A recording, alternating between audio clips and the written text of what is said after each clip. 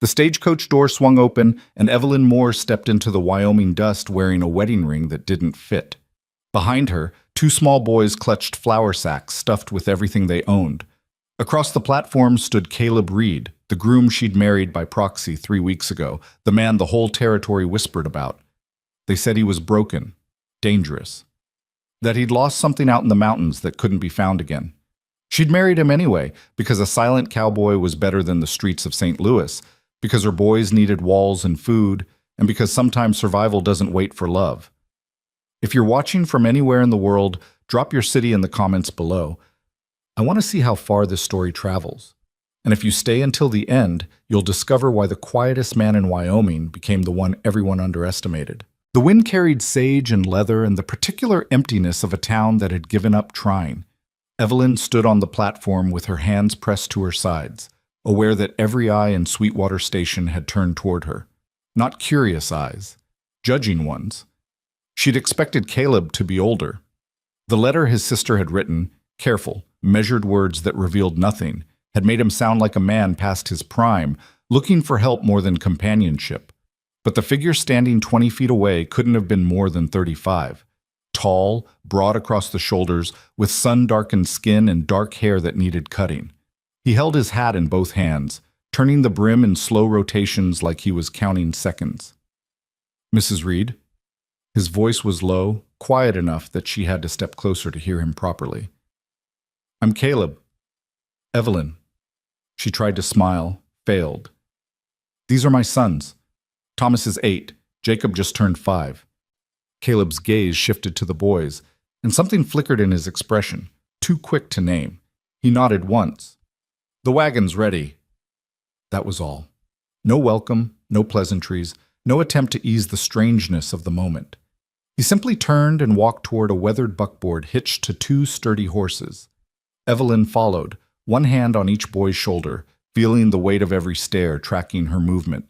A woman in a faded calico dress stood outside the mercantile, arms crossed. "That's her then," she said to the man beside her, not bothering to lower her voice. "The one who answered the advertisement. Wonder how long before she figures out what she's gotten herself into." Evelyn kept walking. She'd learned in St. Louis that responding only fed the gossip, made it grow teeth. Caleb loaded their belongings, 3 carpet bags, 1 trunk, the flour sacks, into the wagon bed with efficient, impersonal movements.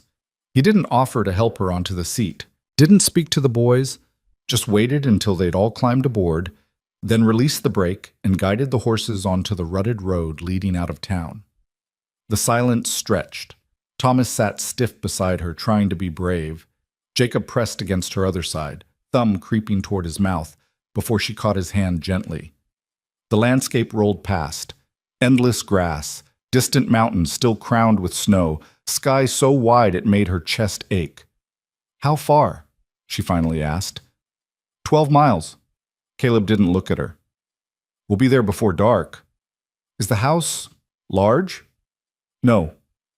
She waited for more. Nothing came.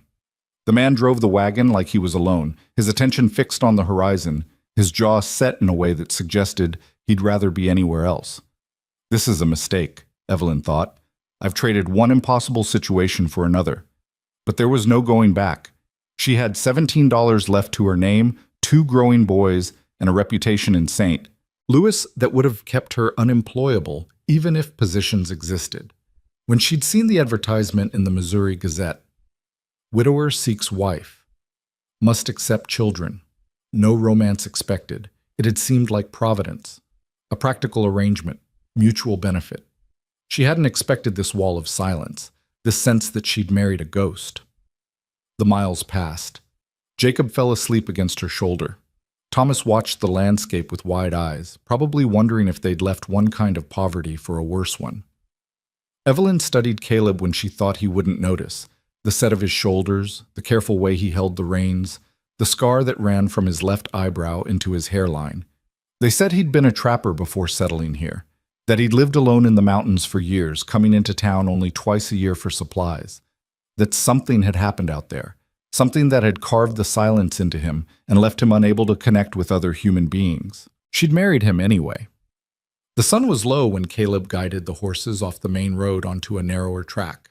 Ahead, Nestled in a shallow valley with a creek running behind it stood a cabin. Not large, as he'd said. Single story, built from rough-hewn logs with a stone chimney and a porch that sagged slightly on one side. A barn and corral stood nearby, both in better repair than the house. Chickens scratched in a fenced yard. A milk cow watched their approach with patient indifference. It wasn't much, but it was more than Evelyn had expected. Caleb pulled the wagon to a stop near the porch steps. "I'll get the bags." "I can help. I'll get the bags," he repeated, still not looking at her. "You'll want to see inside. Show the boys where they'll sleep." It wasn't a suggestion. Evelyn climbed down, lifting Jacob carefully, and took Thomas's hand. The cabin door wasn't locked. It swung open on leather hinges, revealing a single large room with a sleeping loft above. The interior was Spartan but clean. A cook stove stood against one wall, its surface scrubbed. A rough table with 4 mismatched chairs occupied the center. Shelves held tin plates, cups, a few books. The floor was swept. The windows, small, with real glass, let in the fading light. In the corner near the stove sat a narrow bed, neatly made. One bed. Evelyn's stomach tightened. She'd known this was coming, had tried to prepare herself, but the reality of it settled over her like cold water. "Mama?" Thomas's voice was small. "Where will we sleep?" "Up there, I think." She pointed to the loft. A ladder led up to the space beneath the peaked roof. "Let me look." The loft was low but serviceable, with 2 pallets already laid out, each with a wool blanket folded at the foot. Someone, Caleb, she assumed, had prepared this space, had thought about 2 boys needing somewhere to sleep. "It's perfect," she told Thomas, forcing brightness into her voice. "Like a fort. You'll be able to see the whole room from up here." Jacob stirred, blinking awake. "I'm hungry." "I know, sweet. We'll make supper soon." Behind her, the door opened. Caleb entered carrying the trunk on one shoulder, 2 carpet bags in his other hand. He set them down near the bed without ceremony, then went back outside. Returned with the flour sacks. Placed them beside the others. "There's salt pork in the larder," he said, still not meeting her eyes. "Potatoes in the root cellar out back. Coffee's on the shelf." "Thank you." Evelyn kept her voice even. "I'll start something." He nodded. Started toward the door. "Caleb?" He stopped, hand on the frame. "Where will you sleep?" For the first time he looked directly at her. His eyes were gray, she realized, the color of storm clouds. "Barn's fine." "You don't need to—" "Barn's fine," he repeated, and walked out. Through the window, Evelyn watched him unhitch the horses, lead them toward the corral. His movements were practiced, efficient, a man who'd learned to do everything alone and had never unlearned it. Thomas climbed the ladder to the loft, exploring. Jacob tugged at her skirt. "Mama, I really am hungry." "I know, darling. I'll fix something right now." She found the salt pork, sliced it thin, and set it frying in a cast-iron pan. Located potatoes in the root cellar, a deep hole behind the cabin with a wooden cover, and scrubbed them clean. Made coffee in a battered pot. Set the table with the tin plates. By the time Caleb came back inside, the food was ready. He washed his hands at the basin, dried them on a towel that had seen better days, and sat at the table without speaking. Evelyn served him first, then the boys, then herself. They ate in silence. Jacob struggled with his pork. It was tough, needed longer cooking, and Evelyn cut it smaller without drawing attention. Thomas ate mechanically, exhaustion written in every line of his small body. Caleb cleaned his plate, drank his coffee in 3 long swallows, and stood. "I'll be in the barn if you need anything." "Caleb, wait." Evelyn stood as well. "We should talk about arrangements, expectations." He went very still. "What do you need to know?" "Everything." She kept her voice steady. "I don't know what you expect from this marriage, what my duties are, how you want things done. Cook, clean, take care of the house, that's all." "That's all?" "That's all. And the boys, they can help with chores when they're ready. No need to rush it." He moved toward the door again. "You take the bed. I'll stay in the barn." "For how long?" "As long as it takes." "For what?" But he was already gone, the door closing behind him with a soft click that felt louder than a slam. Evelyn stood in the silent cabin, surrounded by someone else's things, married to a stranger who couldn't bear to sleep under the same roof. Outside, the wind picked up, carrying the smell of rain. She looked at her sons, Thomas watching her carefully, Jacob already drooping with sleep, and made herself smile. "Let's get you both cleaned up and into bed. Tomorrow will be better." She didn't know if that was true, but she said it anyway because that's what mothers did. The days fell into a pattern. Evelyn woke before dawn to start the fire, make coffee, and prepare breakfast. Caleb came in from the barn at first light, ate without speaking, and went out to work. She spent the mornings cleaning, organizing, learning where everything was kept. The afternoon she devoted to washing, mending, cooking. The boys explored cautiously at first, then with growing confidence as they realized the land around the cabin was safe. Caleb kept his distance. He worked alone, repairing fences, tending the animals, clearing brush. When he came in for meals, he was polite, silent, and quick. He never sat longer than necessary, never asked questions about her day, never offered information about his own. But Evelyn noticed things. She noticed that the firewood was always stacked exactly high enough for her to reach without straining, that when Thomas's boot sole came loose, a new pair appeared on the porch the next morning. Not new exactly, but well-made and the right size. That Caleb positioned himself between the boys and the horses whenever they came near the corral, casual about it, but unmistakably protective. She noticed the book on his shelf, Paradise Lost, its pages soft with reading. The careful way he cleaned his rifle every night. The garden plot behind the cabin, already turned and ready for planting. She noticed he never complained, never raised his voice, never showed impatience. But she also noticed he never smiled, never relaxed, moved through each day like a man fulfilling an obligation he'd rather not have accepted. On the fourth night, as she cleared the supper dishes, Evelyn made a decision.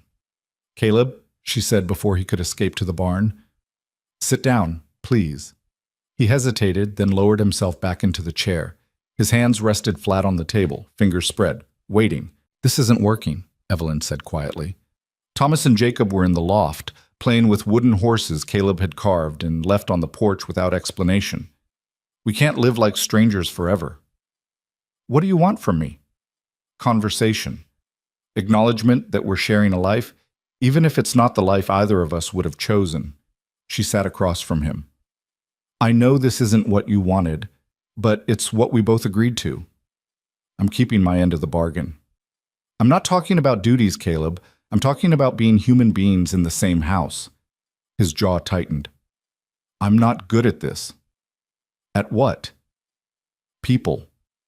The admission cost him. She could see it in the tension that ran through his shoulders, the way his fingers curled slightly against the table. Evelyn softened her voice. "Neither am I anymore. But we have to try." She paused. "The boys are afraid of you, not because you're cruel, you've been nothing but kind in your way, but because you're a wall. They don't know how to reach you." "Maybe that's better." "It's not. You don't know." He stopped, shook his head. "You don't know what you're asking." "Then tell me." For a long moment she thought he wouldn't, thought he'd stand and walk away like he always did, but something in his expression shifted, resignation, maybe, or exhaustion. "I had a family," he said finally, "a long time ago, out in the mountains. A wife, a daughter." Evelyn's breath caught. "What happened?" "Winter came early, sickness with it. I couldn't—" His voice went rough. "I couldn't save them. Caleb, I buried them under the snow because the ground was too frozen for anything else. Walked away and didn't come back." He met her eyes, and what she saw there was bottomless. "I'm not good at this because I already failed at it once. And I won't do that again." The words hung in the air between them. Evelyn understood suddenly why he slept in the barn, why he kept his distance, why every kindness came without attachment. He was protecting himself, protecting them. "Caleb," she said gently, "we're not asking you to replace them. No one could. But Jacob and Thomas need a father, and I need a partner. Not a ghost who lives in the barn and feels nothing. It's safer this way." For who? She reached across the table slowly and placed her hand over his. He went rigid. Safe isn't the same as alive. For a heartbeat, he didn't move. Then, carefully, he withdrew his hand and stood.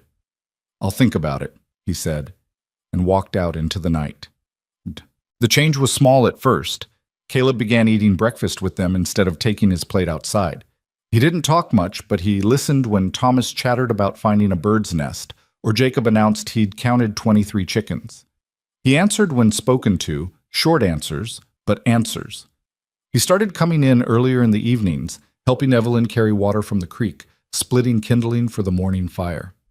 Once, when she burned her hand on the stove, he brought her a tin of salve from the barn without being asked. "My wife made it," he said, setting it on the table. "From comfrey and beeswax.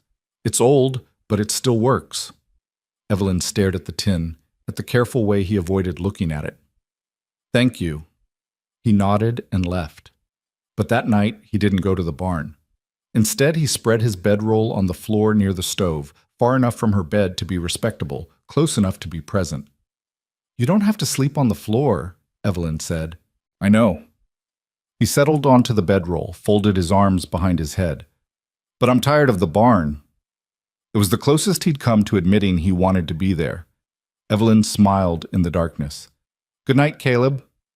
"Night." The days grew longer. Spring settled over the valley in earnest, bringing green grass and wildflowers and the first warm winds. Evelyn planted the garden, beans, squash, carrots, lettuce. Caleb built a better fence around it without being asked. Thomas learned to gather eggs. Jacob followed Caleb everywhere, asking endless questions that Caleb answered with increasing patience. One afternoon, Evelyn found them in the barn together.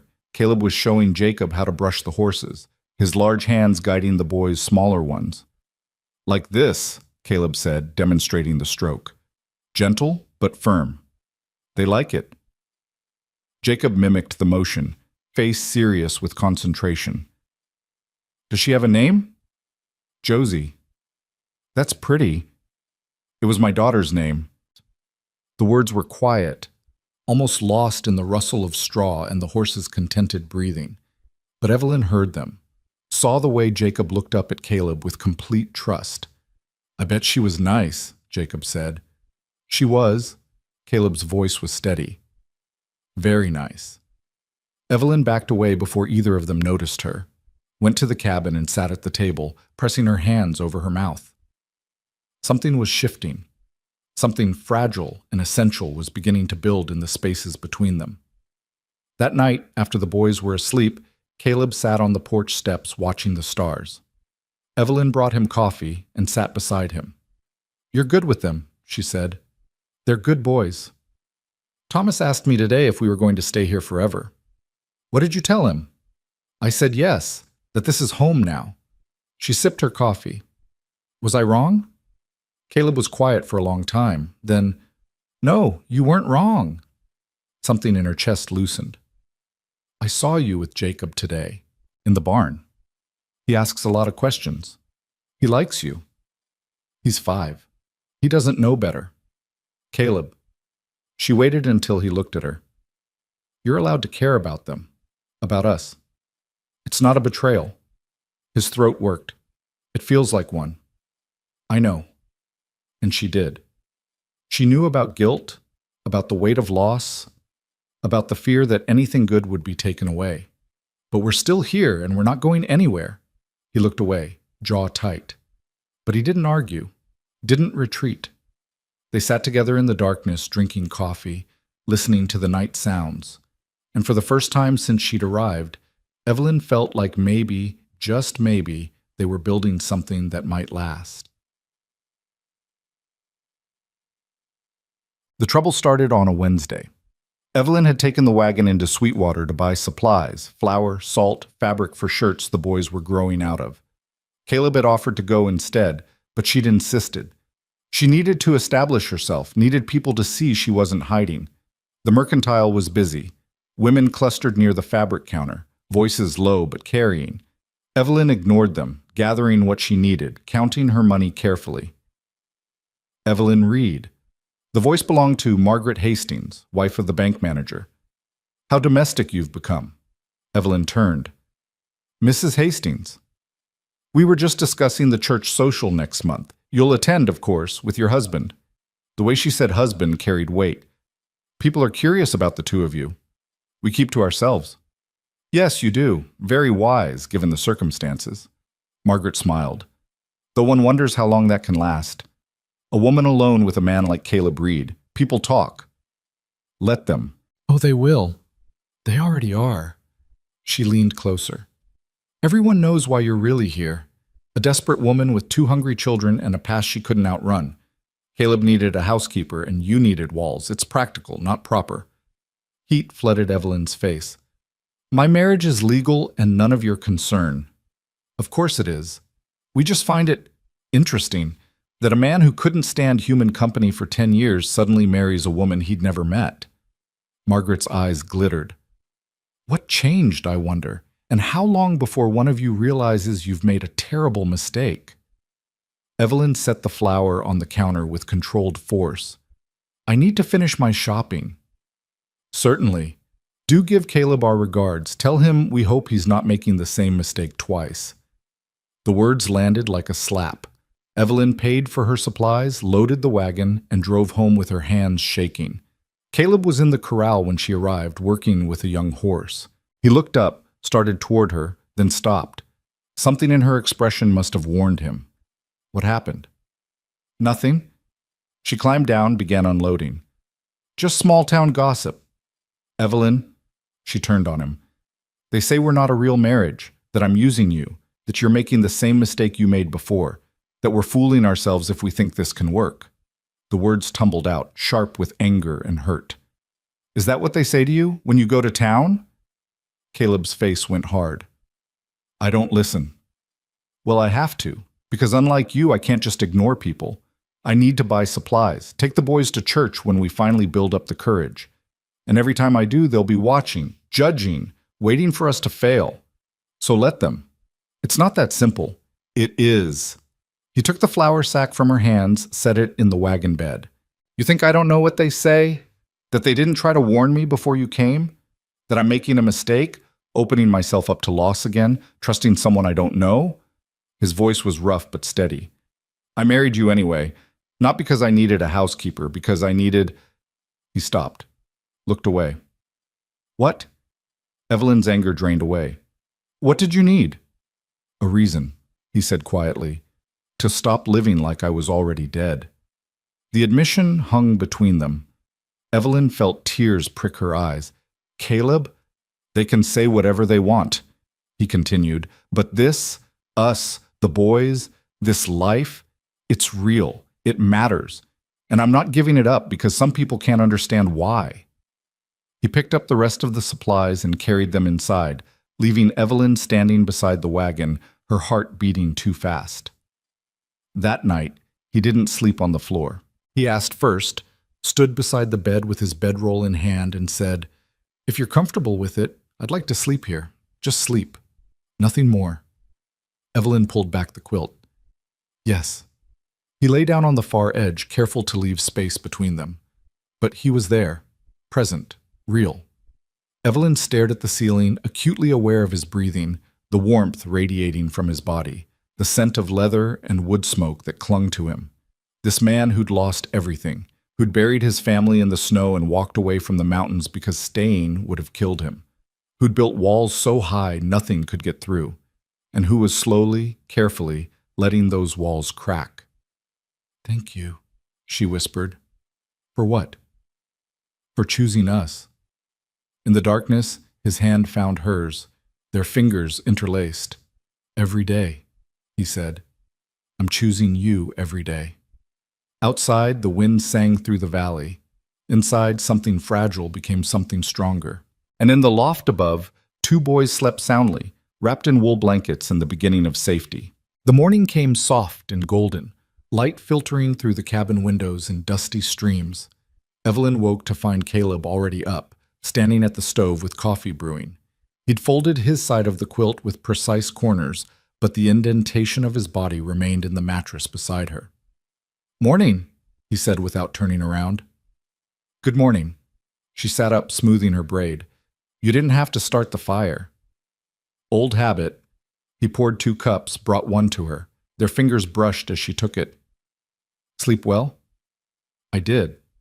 Better than she had in months, actually. Something about his presence, solid, steady, had quieted the anxious voices that usually kept her half awake. You? Well enough. It was a small conversation, unremarkable to anyone listening, but for them it felt monumental.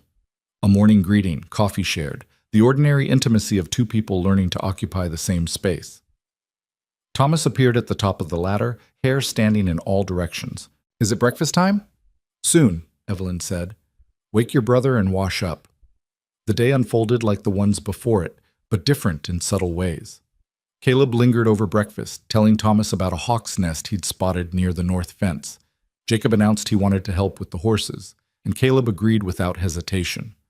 When Evelyn went to hang laundry, she found that someone had already strung a new line between 2 posts, higher than the old one, easier to reach.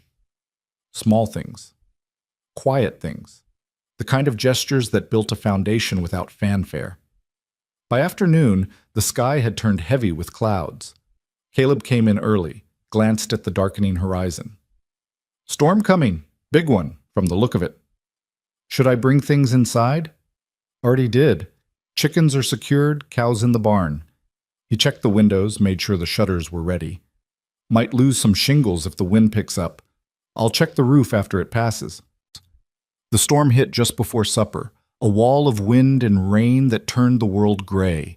Thunder rolled across the valley like distant artillery. Jacob pressed against Evelyn's side, eyes wide. Thomas tried to look brave but flinched at each lightning strike. It's all right, Caleb said, settling into his chair with a calmness that seemed to fill the room. Cabin's solid. We're safe here. How do you know? Jacob asked, voice small. Because I built half of it myself. Reinforced the beams, sealed every crack. He gestured to the walls. This place has weathered worse storms than this. It'll hold. The certainty in his voice worked like magic. Both boys relaxed visibly. Evelyn felt her own tension ease. There was something profoundly reassuring about Caleb's competence, his unshakable belief in the things he'd built with his own hands. They ate by lamplight while rain hammered the roof. The storm raged outside, but inside the cabin felt like a refuge, warm, dry, secure. After supper, Caleb surprised them all by pulling the battered copy of Paradise Lost from the shelf. You read? Thomas asked, clearly amazed. Sometimes. Caleb opened the book, pages falling to a familiar spot. My wife taught me. Said a man should know more than how to shoot and trap. It was the first time he'd mentioned her without pain tightening his voice.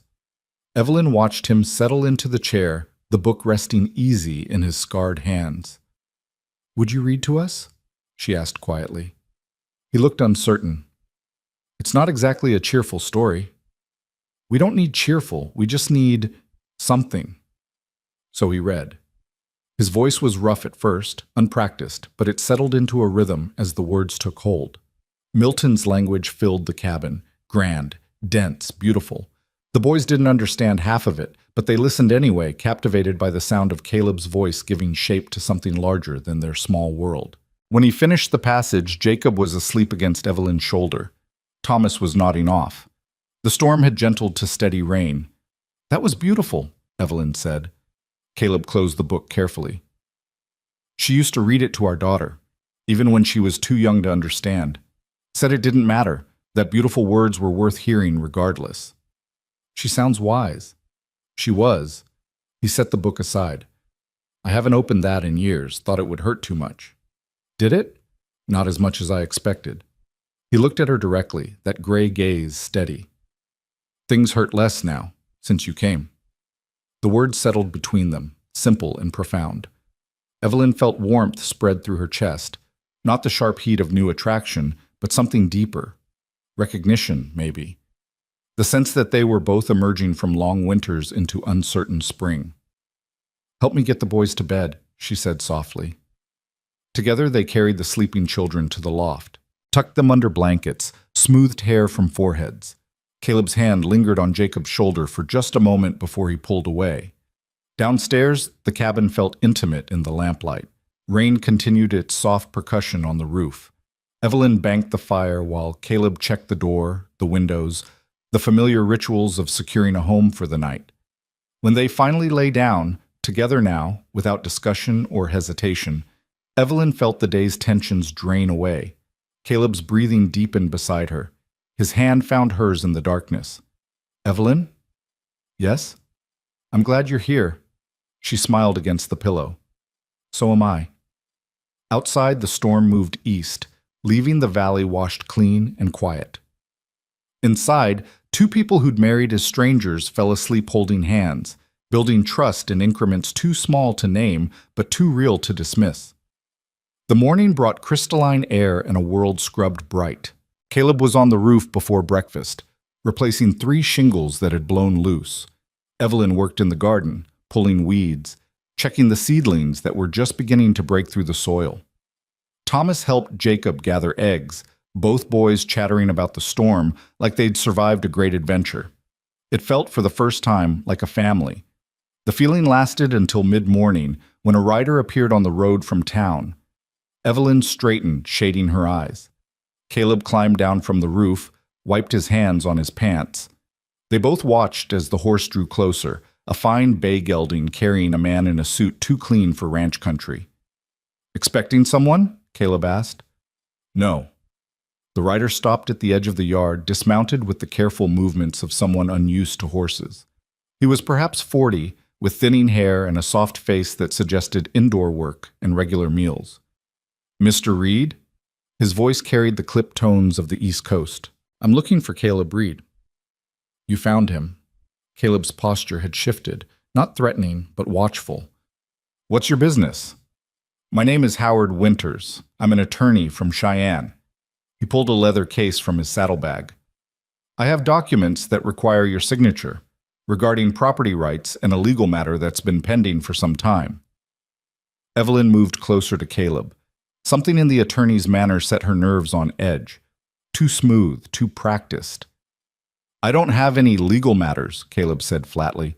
"Actually, you do.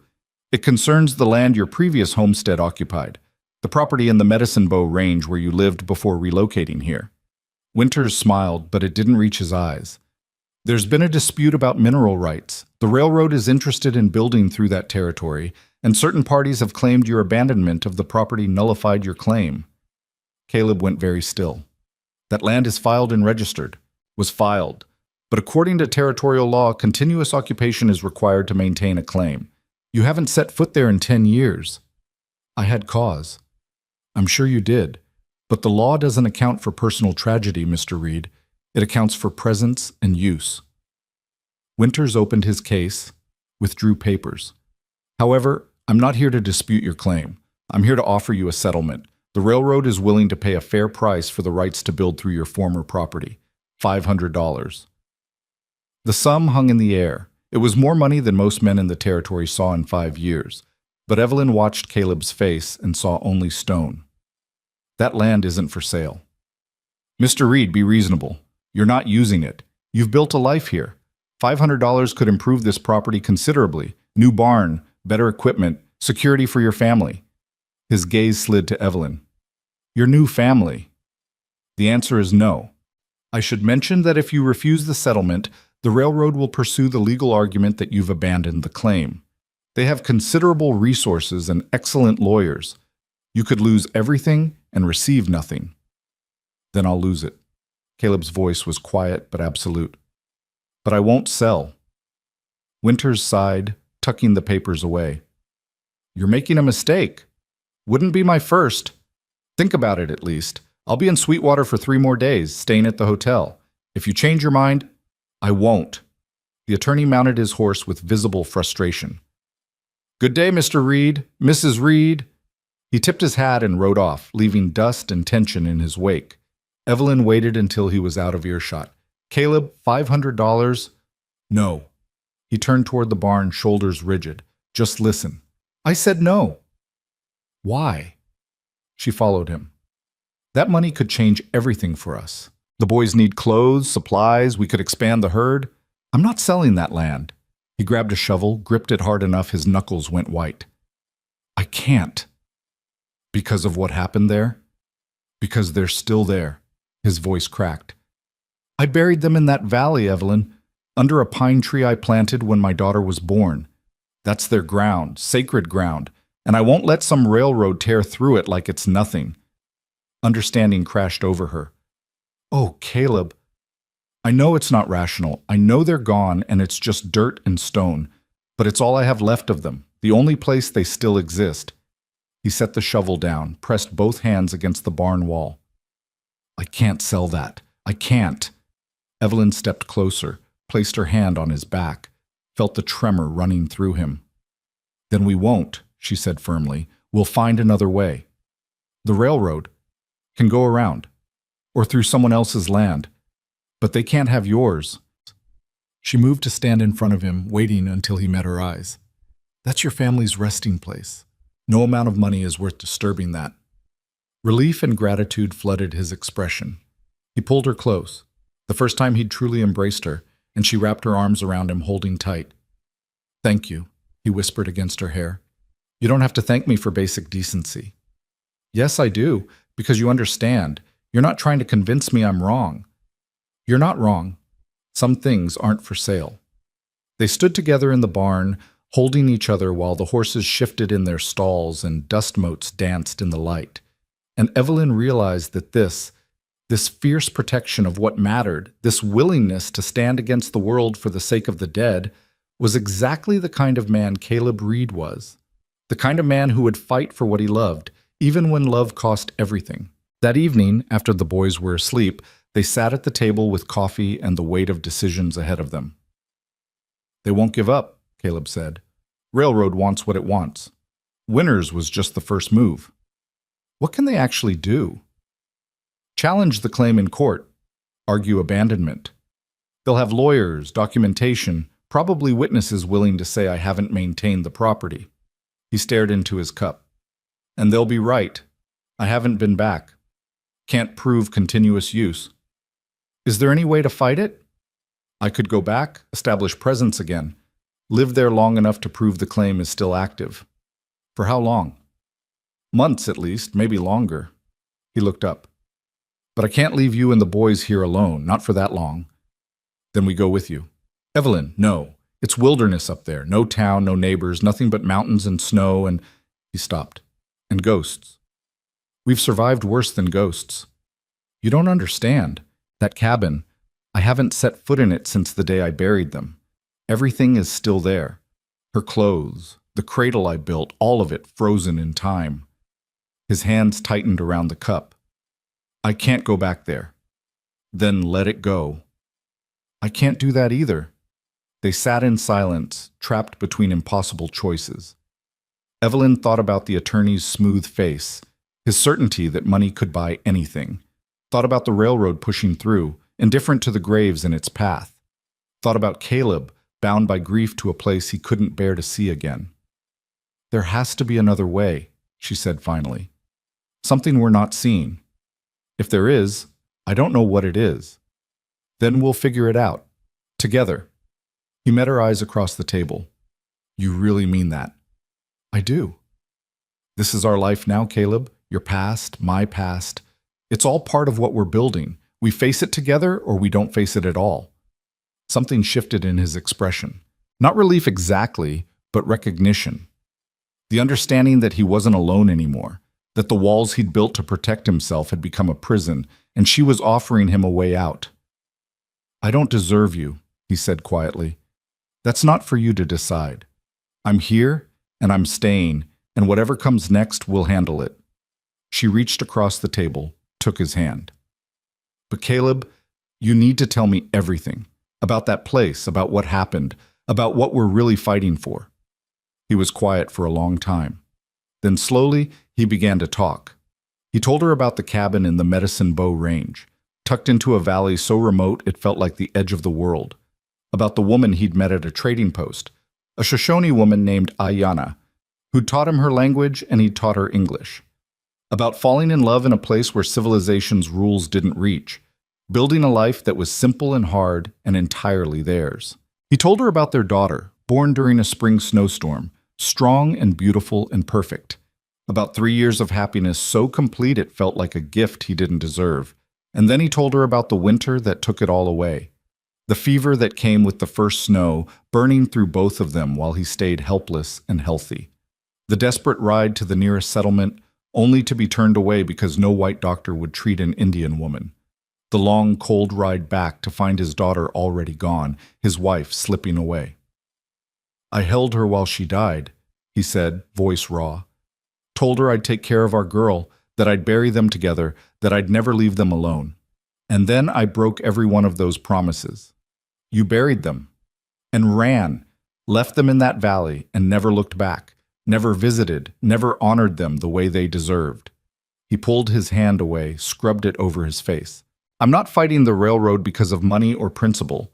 I'm fighting because if I let them build through there, it means I abandoned them twice. And I won't do that again." Evelyn absorbed it all, the love, the loss, the crushing weight of guilt he'd carried for a decade. No wonder he'd hidden in silence. No wonder he'd built walls so high nothing could penetrate them. "You didn't abandon them," she said firmly. "You survived. There's a difference." "Is there?" "Yes.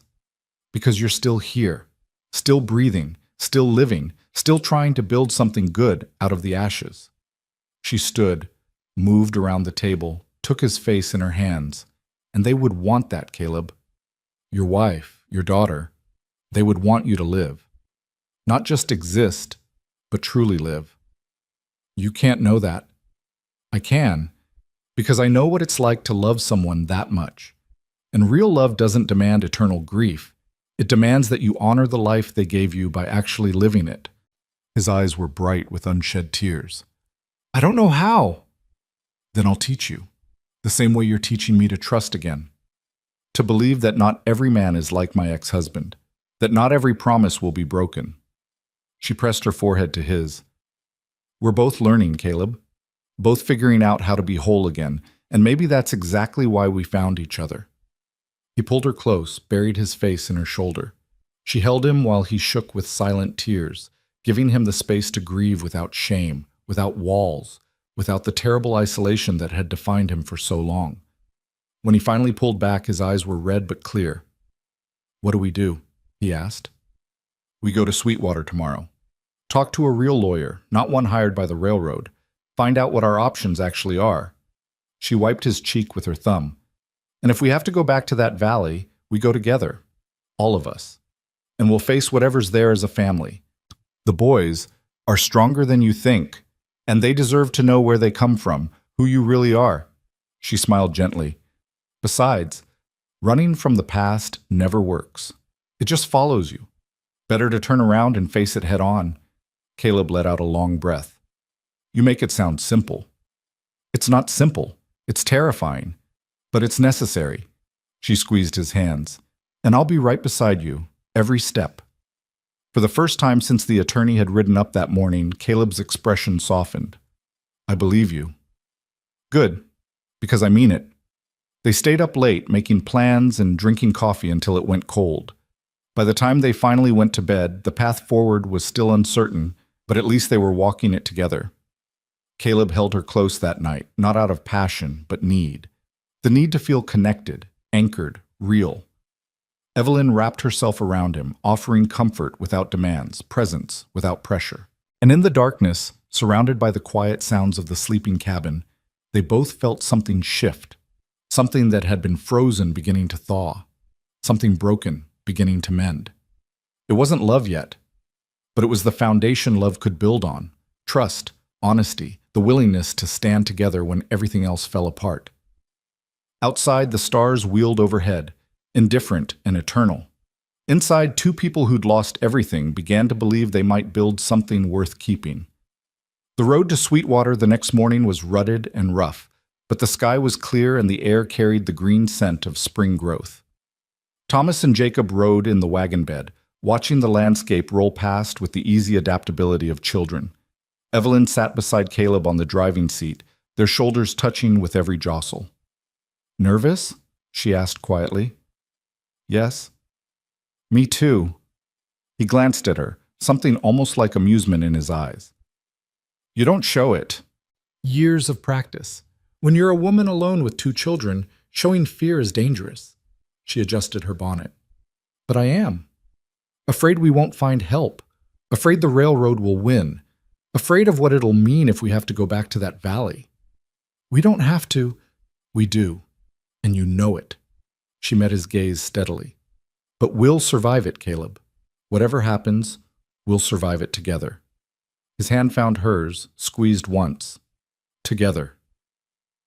Sweetwater came into view around mid-morning, the same dusty collection of buildings, the same watchful eyes tracking their arrival. But this time, Evelyn didn't flinch from the stairs. She held her head high, one hand on Caleb's arm, claiming her place beside him for anyone who cared to look. They found the lawyer's office on the main street, a narrow building sandwiched between the land office and a boarding house. The sign read Samuel Brennan, attorney at law. Caleb tied off the horses, helped the boys down. Stay close, he told them. Don't wander. Inside, the office smelled of paper and tobacco. An older man sat behind a cluttered desk, spectacles perched on his nose, reading through a thick document. He looked up as they entered. Help you? I need legal advice, Caleb said, about a land claim and railroad rights. Brennan set down the document, studied them both.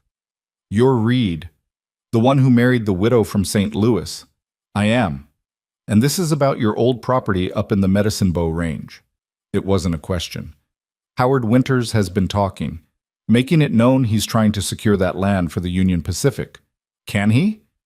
Legally? Maybe. Depends on how the claim was filed, how long you've been gone, whether you can prove ongoing interest in the property. Brennan gestured to the chairs. Sit. This'll take a while. They spent the next hour going through details, dates, documents, the specifics of territorial law. Brennan asked hard questions, took notes in cramped handwriting, occasionally shook his head. Finally, he sat back. Here's the truth. Your claim is vulnerable. 10 years of absence, no improvements, no taxes paid. Winters has grounds to argue abandonment. The railroad has money and influence. If they push this to court, you'll likely lose. Evelyn's heart sank. Beside her, Caleb's jaw tightened. However, Brennan continued, there's an exception in the law for claims associated with burial grounds.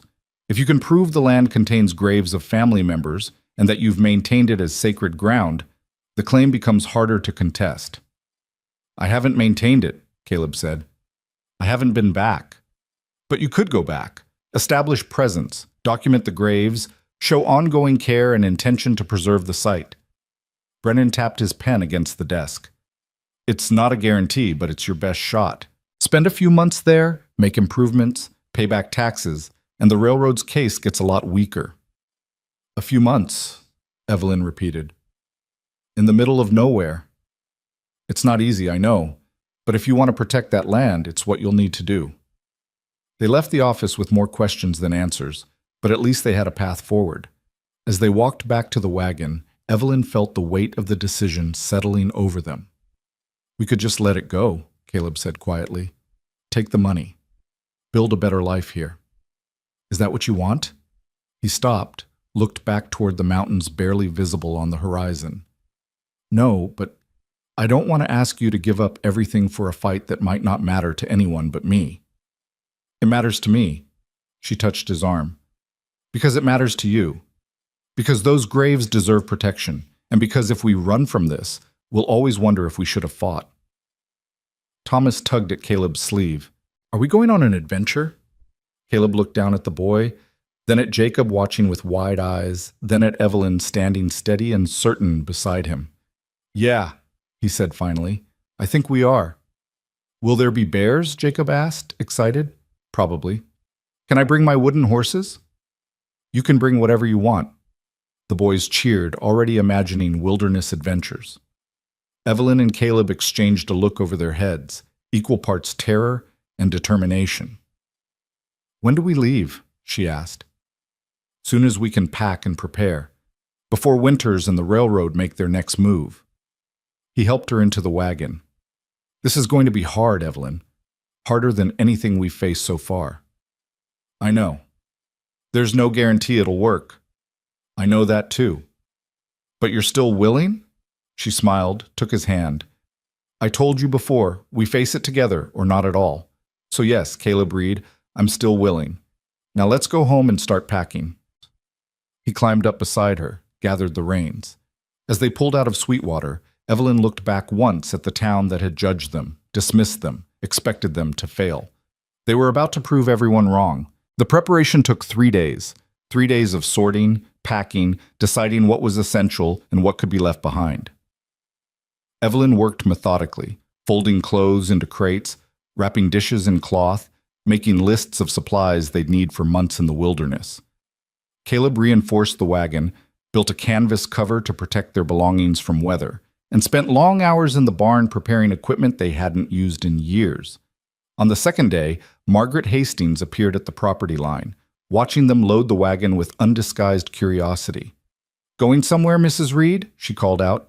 Evelyn straightened, wiping sweat from her forehead. "We are." "For how long?" "As long as it takes."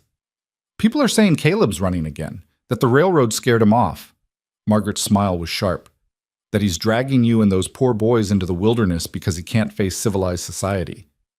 "People say a lot of things," Evelyn replied evenly. "Most of it's nonsense." "Is it? Because it seems to me that a real man would stand and fight, not run to the mountains like a coward." Caleb appeared around the side of the wagon, a coil of rope over his shoulder. His expression was calm, but something dangerous flickered in his eyes. "A real man protects what matters," he said quietly, "even when small-minded people don't understand why." Margaret's face flushed. "I'm just concerned for Mrs. Reed and the children. Taking them into that wilderness? It's reckless, irresponsible. What's irresponsible is standing here gossiping instead of minding your own affairs." Evelyn stepped forward, putting herself between Margaret and Caleb. "We know what we're doing, and frankly, it's none of your concern. Don't say I didn't warn you when it all falls apart." "Noted." Evelyn turned her back, dismissing her. "Now, if you'll excuse us, we have work to do." Margaret left in a huff, her skirts kicking up dust. Caleb watched her go, then looked at Evelyn with something like admiration. "You didn't have to defend me." "Yes, I did. She was out of line." Evelyn picked up another crate. "Besides, I meant what I said. We know what we're doing." "Do we?" She paused, met his eyes. "We know why we're doing it. That's enough." That night, after the boys were asleep, they sat on the porch one last time before leaving. The valley spread before them, dark and peaceful under a sky thick with stars. Evelyn leaned against Caleb's shoulder, feeling the solid warmth of him. "Are you afraid?" she asked. "Terrified." "Of what?" "Going back. Seeing that cabin again. Remembering everything I've tried to forget." He was quiet for a moment. "And afraid of what it'll do to you and the boys. That place, it changed me. Broke something inside me. What if it does the same to you?" "It won't." "You can't know that." "I can. Because we're not going there to hide or run away. We're going to face it, claim it, make it ours." She lifted her head to look at him. "And whatever ghosts are waiting there, we'll face them together. That makes all the difference." He kissed her forehead, a gentle, grateful gesture that spoke of trust slowly building. "When did you get so brave?" "The day I stepped off that stagecoach and decided to stop being afraid of living." They sat in comfortable silence, watching the stars wheel overhead. Tomorrow they would leave this valley, this cabin that had become their first real home together. But tonight they held on to the peace, storing it up like provisions for the journey ahead. The morning came too quickly. They loaded the last of their supplies as the sun broke over the eastern ridge. Food, tools, bedding, everything they'd need to survive in country that offered no second chances. Caleb hitched the horses with practiced efficiency while Evelyn did a final check of the cabin, making sure the stove was cold, the windows secured, the door properly locked. Thomas and Jacob were nearly vibrating with excitement, treating the whole thing like a grand adventure. They didn't understand the gravity of what they were facing, and Evelyn was grateful for that. Let them have their innocence a little longer. "Ready?" Caleb asked, offering his hand to help her onto the wagon seat. "Ready."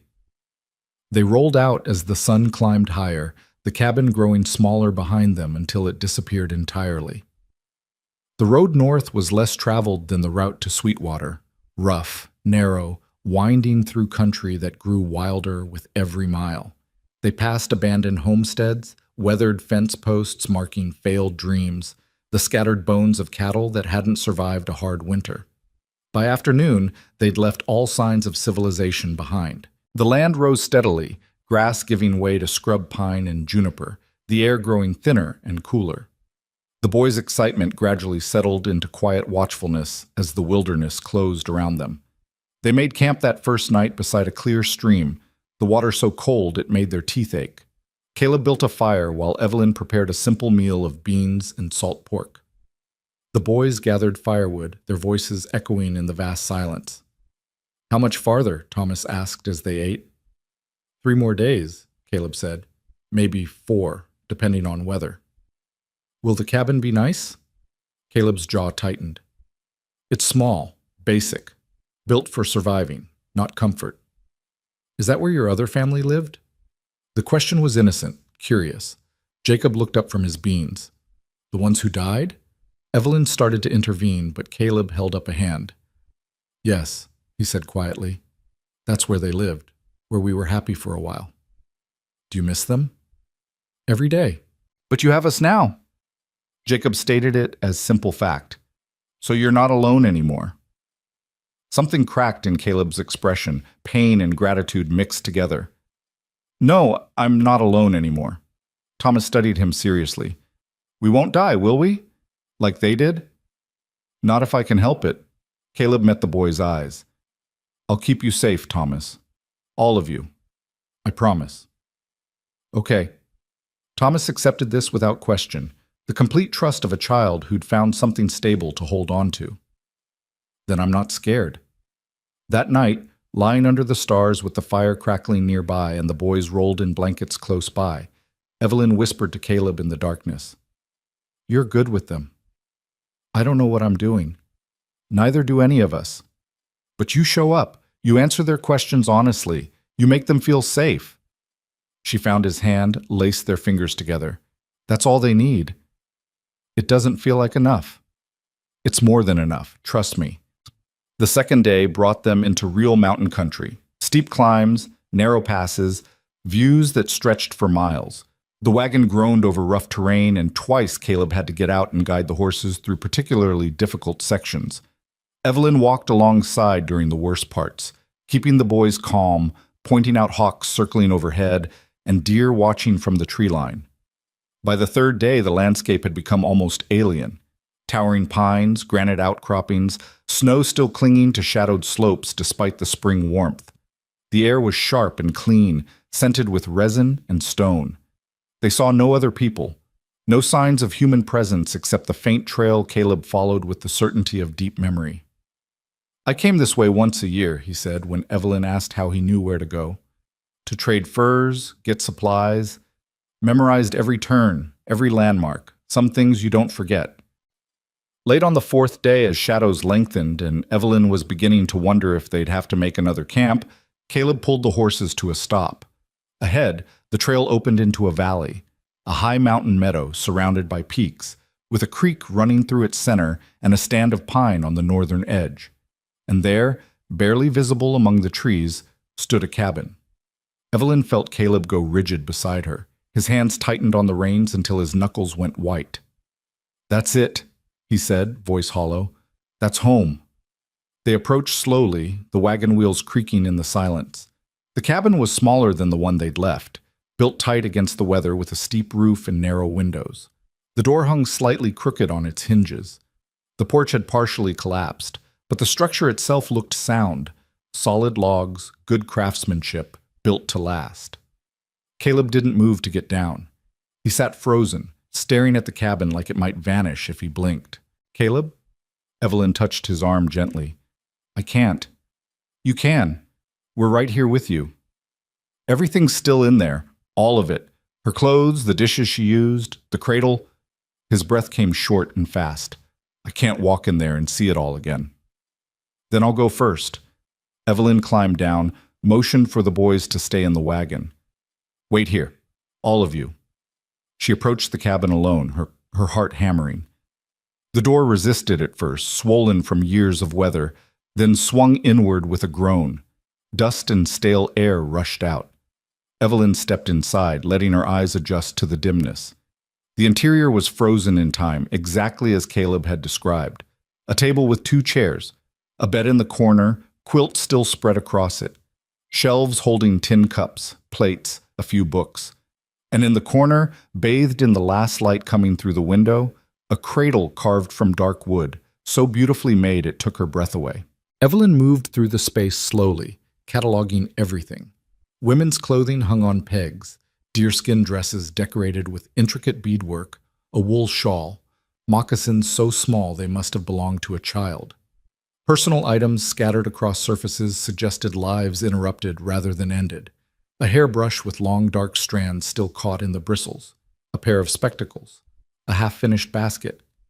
She found the thing she was looking for on the mantel, a small wooden box carefully carved. Inside were 2 locks of hair, one black and silky, one finer and lighter.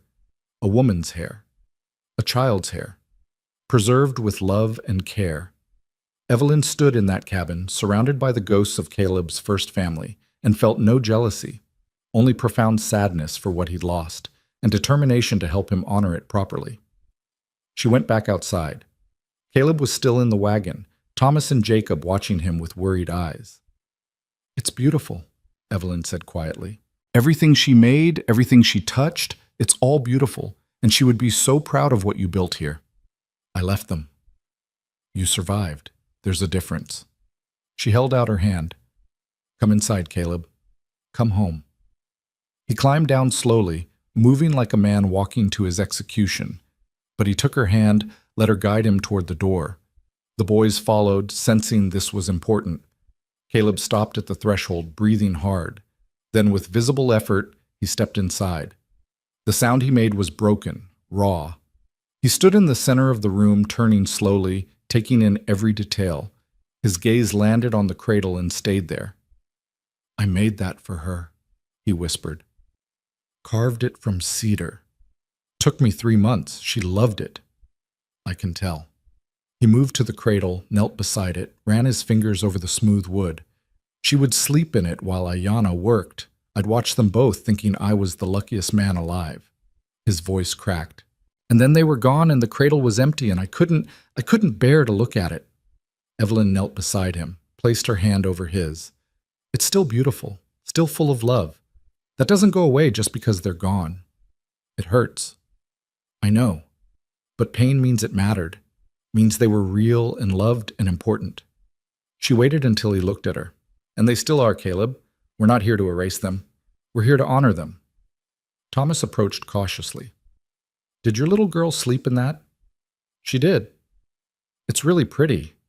He touched the carved edge gently. "You're good at making things." "My wife taught me. Said a man's hands should create, not just destroy." Jacob moved closer, studying the beadwork on one of the dresses. "These are so fancy."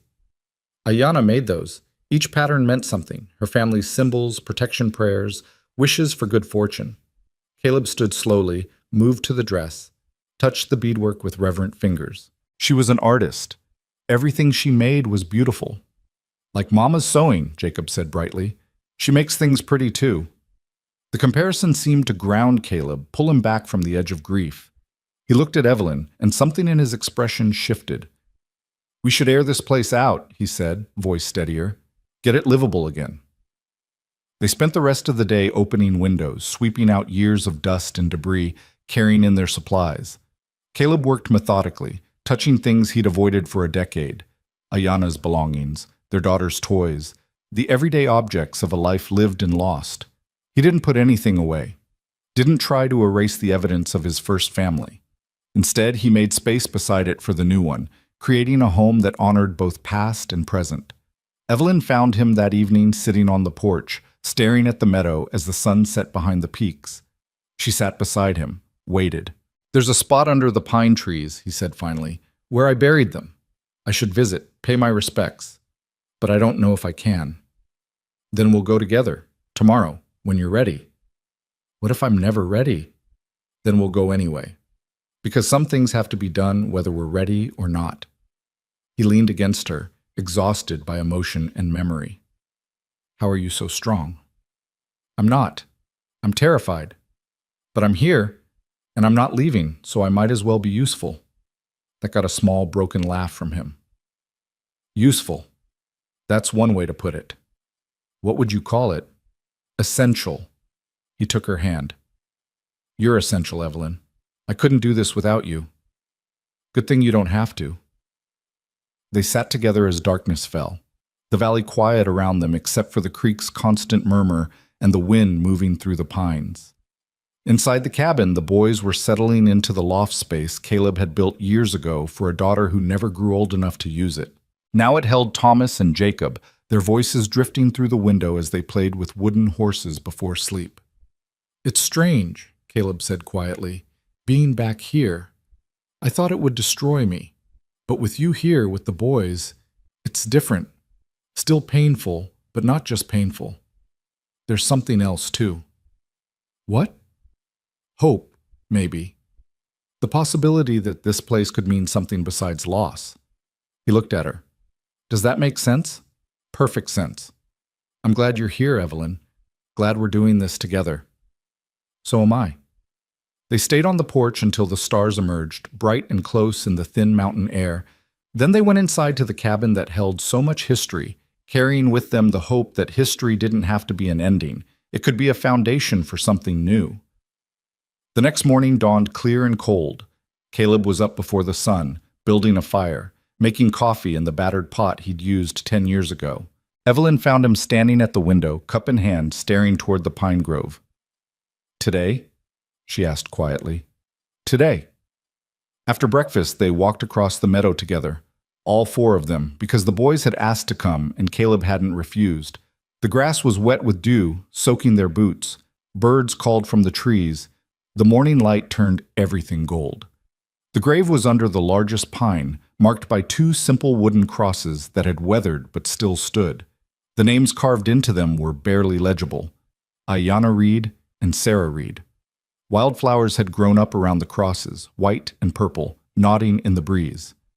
Caleb stopped several feet away, breathing hard. Evelyn took his hand, held tight. I'm sorry, he said, voice breaking. I'm so sorry I stayed away, that I left you here alone, that I was too weak to come back. You came back now, Evelyn said softly. That's what matters. It's been 10 years. 10 years of neglect, of forgetting. You never forgot. You carried them with you every day. That's not neglect, Caleb. That's love.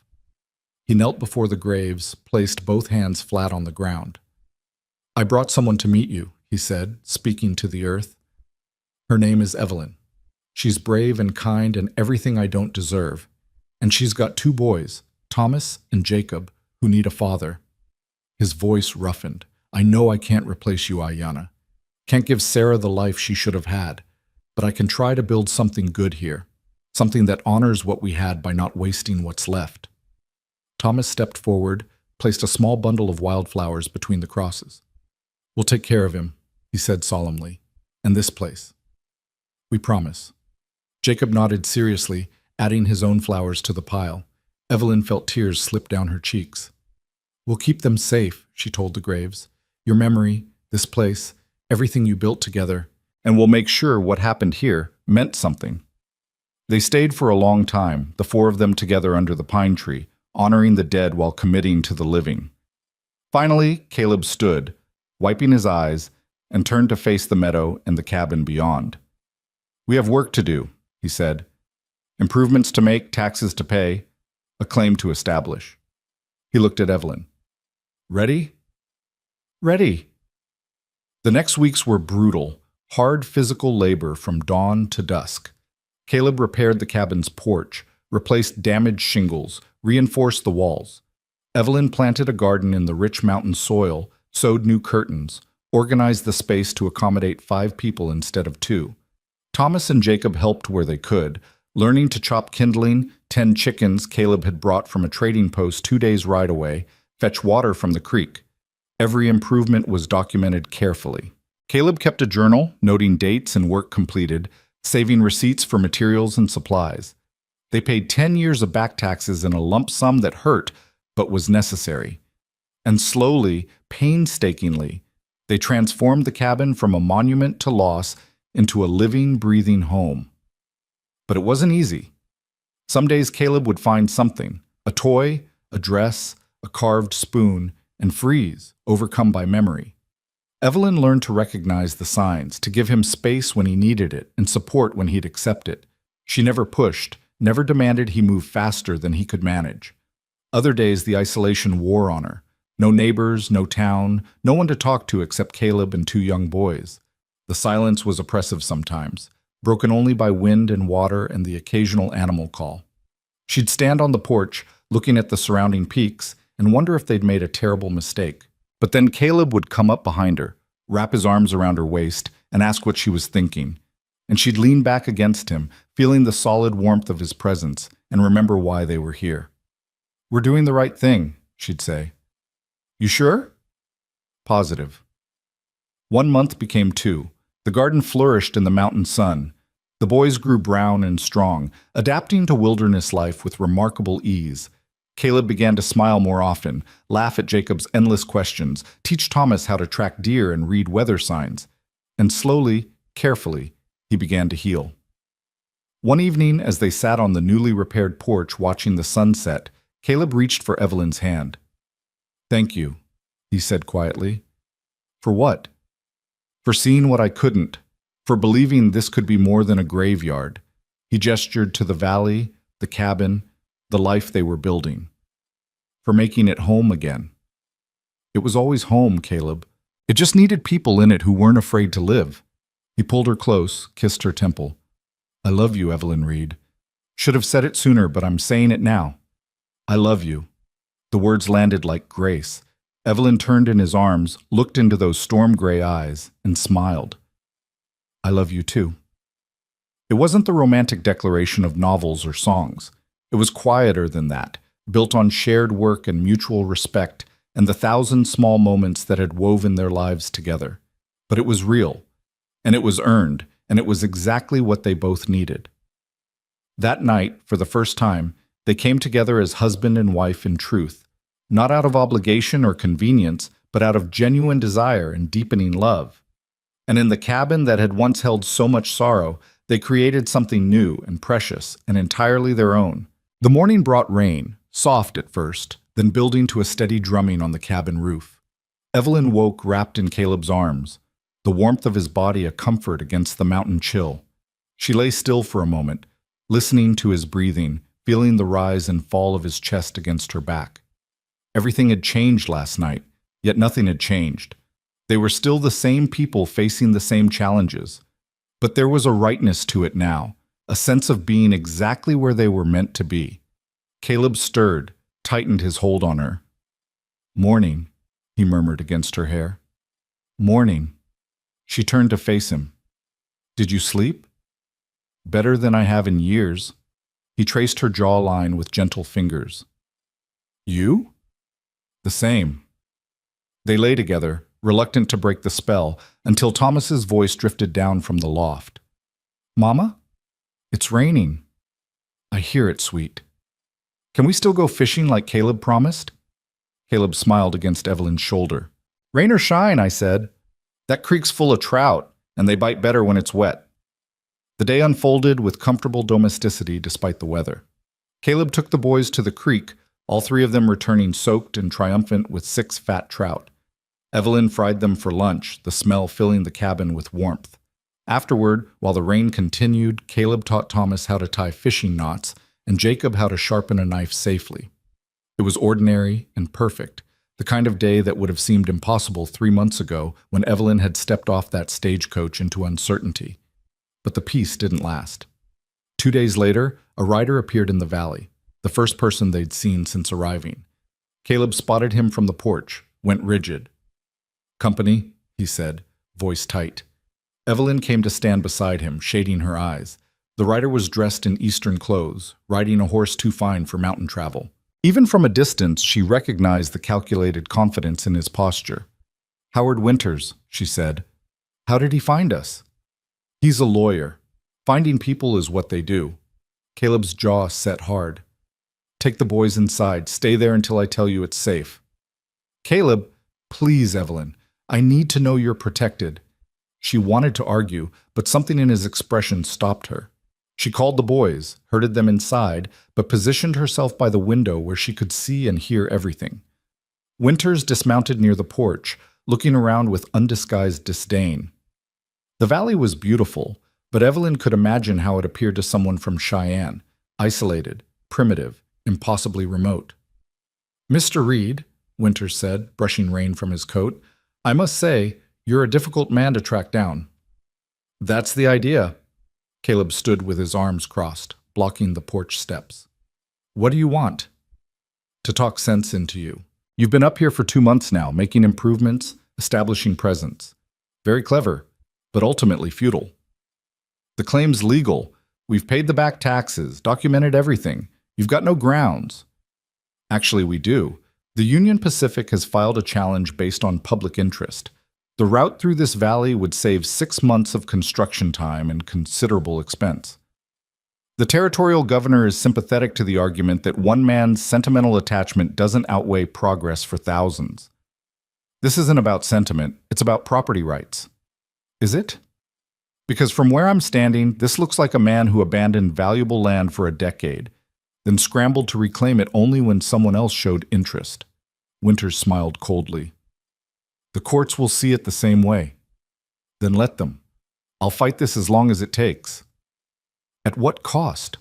Legal fees will bankrupt you. The strain of a prolonged court battle will destroy your new family. His gaze flicked toward the cabin, toward where Evelyn stood watching. Mrs. Reed seems like a sensible woman. Does she really want to waste years of her life fighting a battle you can't win? Don't talk about my wife. I'm simply being practical. The railroad is offering $750 now, increased from the original offer because you've improved the property. That's more money than you'd see in 5 years of ranching. Take it, Mr. Reed. Walk away while you still can. Caleb took a step forward, and Winters instinctively stepped back. You listen to me carefully, Caleb said, voice low and dangerous. My wife and daughter are buried under that pine tree. This valley is their resting place, and I will burn in hell before I let your railroad tear through it. You're being unreasonable. I'm being a husband and a father, something you clearly don't understand. Caleb gestured toward the trail. Now get off my property before I forget I'm trying to be civilized. Winters remounted, but his expression had shifted from condescension to something harder. You're making a mistake, Reed. The railroad doesn't lose. We'll take this land one way or another, and you'll have nothing to show for your stubbornness except debt and regret. We'll see. Indeed, we will. Expect formal papers within the month. I suggest you use that time to reconsider. He wheeled his horse around, then paused. Oh, and Reed, the court date is set for September, in Cheyenne. Don't miss it. He rode off, leaving tension thick in the air. Caleb stood on the porch, hands clenched into fists, breathing hard. Evelyn came outside, touched his shoulder. He's bluffing. He's not. The railroad has unlimited resources and political connections. They can drag this out for years, bleed us dry with legal fees, and eventually win through sheer attrition. So what do we do? Caleb turned to face her, and what she saw in his eyes made her heart ache. I don't know. Samuel Brennan's good, but he's one lawyer against an army. We can't afford a prolonged fight. Then we find another way to win. There is no other way. It's a legal battle now. Evelyn thought hard, turning the problem over in her mind. There had to be something they weren't seeing, some angle Winters hadn't anticipated. What if we made the railroad not want the land? She said slowly. How? By making it politically toxic, by getting people on our side, making this about more than just property rights. She gripped his arm. You said Ayanna was Shoshone. Were her people from this area? Her father's band has summer camps about 30 miles north. Why? Because if we can prove this valley has cultural or spiritual significance to her people, the railroad can't just bulldoze through. The territorial government might cave to railroad pressure, but they can't completely ignore tribal concerns, not without serious political backlash. Caleb stared at her. That's actually brilliant. It's a gamble. We'd need cooperation from Ayana's family, and I don't know if they'd be willing after all this time. Her father, Greyhawk, he never blamed me for what happened, knew I did everything I could. Caleb's expression shifted, hope flickering to life. He might help, especially if it means protecting his daughter's resting place. Then we ride out tomorrow, talk to him, see if he'll stand with us. That night, they made plans. Caleb would go to the Shoshone camp, taking Thomas with him. The boy was old enough to make the journey, and it would teach him important lessons about the land and the people who'd inhabited it long before settlers arrived. Evelyn would stay with Jacob, continue documenting improvements, and hold down the homestead. I don't like leaving you, Caleb said as they packed supplies. I'll be fine. We've got food, water, and I know how to use a rifle if needed. She folded a shirt, tucked it into his saddlebag. Besides, this is important. More important than me being nervous for a few days. More than nervous, you'll be alone out here except for Jacob. I've been alone before. This is different. I know you're coming back. He pulled her close, kissed her deeply. 4 days. 5 at most. Then I'll be home. I'll be counting. They left at first light, Caleb on his horse with Thomas riding behind, both of them dressed for hard travel. Evelyn stood on the porch with Jacob, watching until they disappeared into the trees. Then she went inside, rolled up her sleeves, and got to work. The next 3 days were the longest of her life. She kept busy, weeding the garden, mending clothes, teaching Jacob his letters, baking bread. But the isolation pressed on her in ways it hadn't when Caleb was there. Every sound made her jump. Every shadow seemed threatening. On the third night, a storm rolled through, violent and sudden, with lightning that turned the world white and thunder that shook the cabin walls. Jacob crawled into bed with her, shaking with fear. "When's Papa coming home?" he asked, using the name he'd started calling Caleb a few weeks earlier. "Soon, sweet. Very soon." What if something happened to them? Nothing happened. They're safe. She held him close, hoping she was right. Your papa knows these mountains better than anyone. He'll keep Thomas safe. Promise? Promise. But lying in the darkness with wind howling outside and Jacob's small body pressed against hers, Evelyn felt doubt creep in. What if something had gone wrong? What if the Shoshone had refused to help?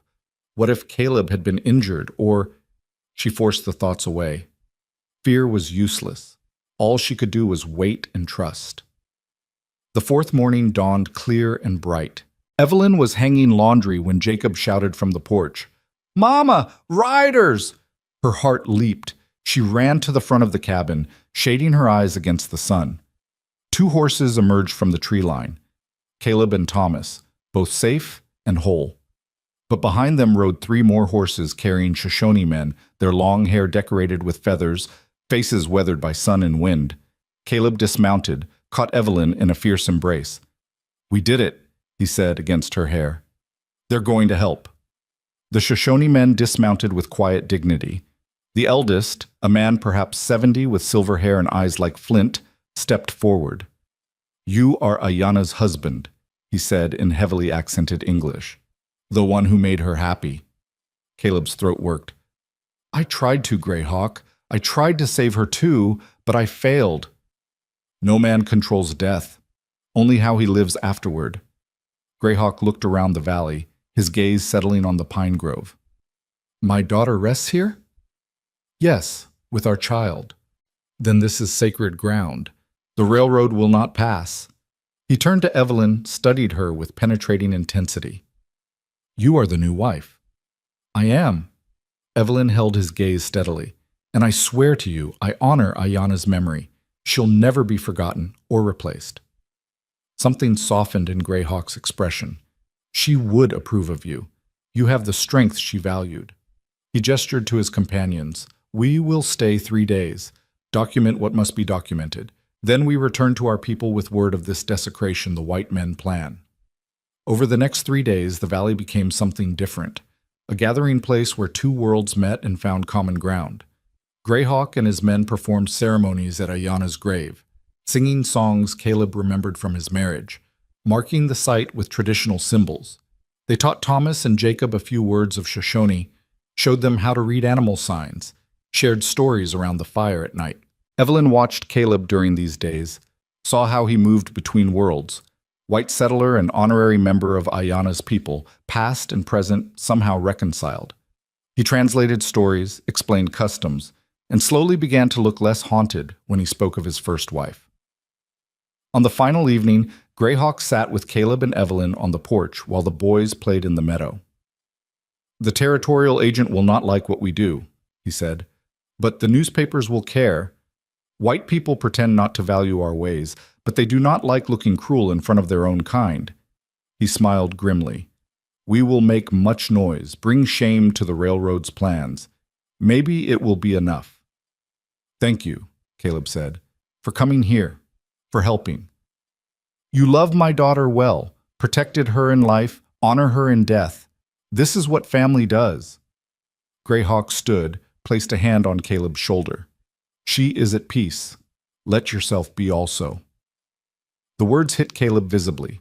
He nodded, unable to speak. The Shoshone left the next morning, taking with them detailed documentation of the burial site, signed statements from Caleb, and photographs one of Greyhawk's sons had learned to make. They promised to contact newspapers in San Francisco and Denver to make noise in ways that would force the territorial government to pay attention.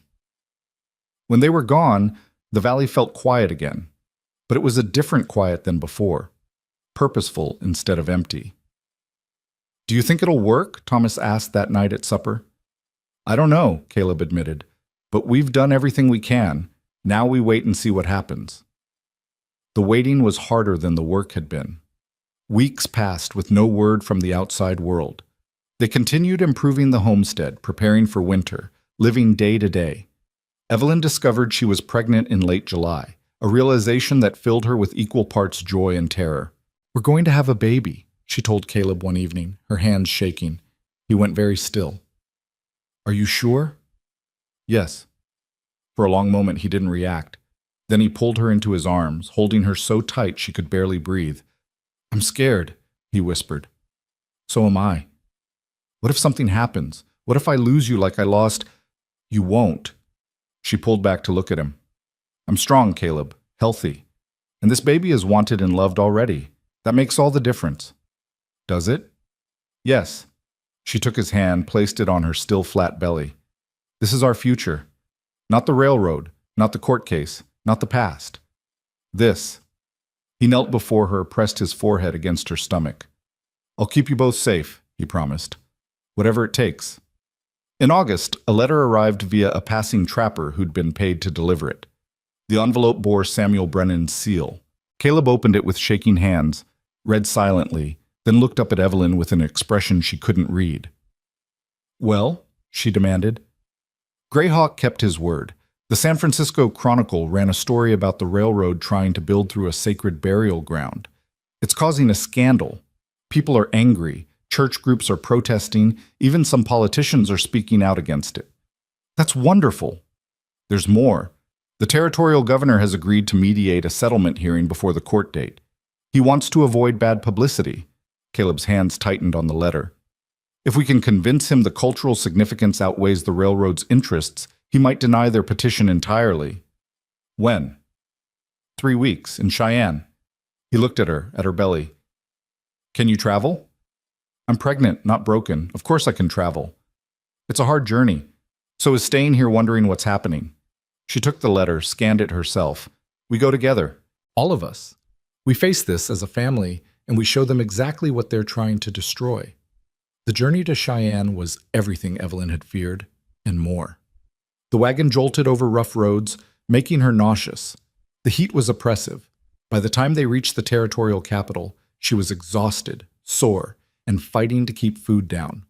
But she held her head high as they entered the hearing room, Caleb on one side, Thomas and Jacob flanking her on the other.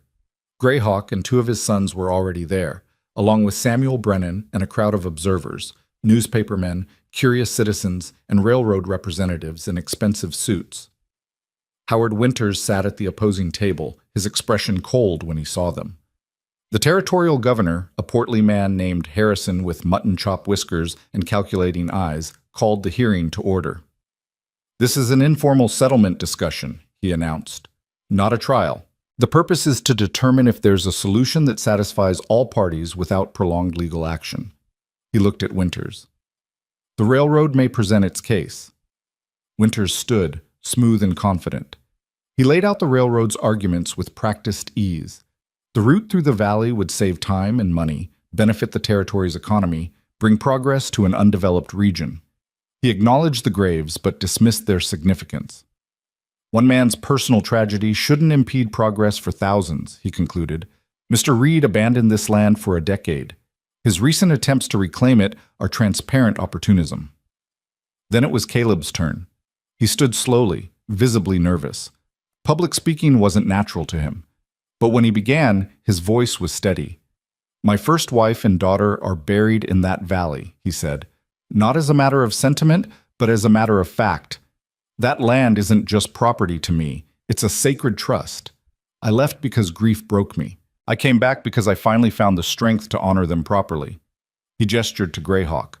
Ayana was Shoshone. Her people have used that valley for generations. The graves aren't just mine to protect. They belong to an entire culture. Greyhawk stood, spoke in Shoshone first, then in halting English. "The white men take and take. Our land, our children, our dead. This valley holds my daughter's bones. I will not let machines tear through her resting place so rich men can save time." His voice grew stronger. "We are not vanished. We are not forgotten. And we will not be silent." The room erupted in murmurs. Governor Harrison banged his gavel for silence. "This presents a dilemma," he said slowly. "The railroad has legitimate economic arguments, but the cultural and moral concerns are significant." He looked at Caleb. "Is there any compromise you'd accept? Perhaps relocating the graves?" "No." Caleb's voice was absolute. "They rest where they chose to live. Moving them would be a desecration." "Then what solution do you propose?" It was Evelyn who stood, surprising everyone, including Caleb. She smoothed her dress, placed one hand protectively over her belly, and addressed the governor directly. "Reroute the railroad," she said clearly. "The valley is narrow, but there are other passes. It might cost more time and money, but some things are worth protecting." She looked at the assembled crowd, at the newspapermen scribbling notes. "We came west seeking opportunity and freedom. But freedom means respecting the people who were here first. It means honoring the dead instead of trampling them. And it means understanding that progress without conscience isn't progress at all. It's just destruction." The silence that followed was profound. Governor Harrison studied her for a long moment. "Well said, Mrs. Reed." He turned to Winters. "Does the railroad have a response?" Winters stood, but for the first time he looked uncertain. "The rerouting would add considerable expense. Money you can afford." Evelyn didn't sit down. "The Union Pacific makes millions.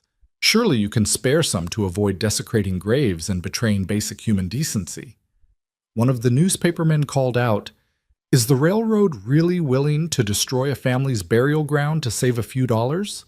Another voice, "What about the territorial laws protecting cultural sites?" The hearing descended into chaos. Governor Harrison gavelled for order repeatedly.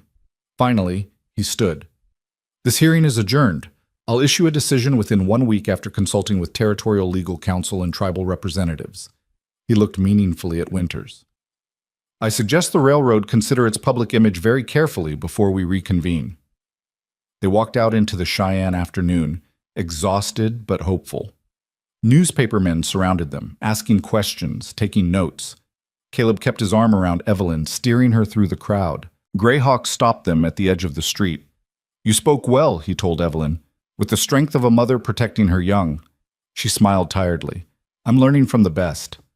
They stayed in Cheyenne for the week, waiting for the governor's decision.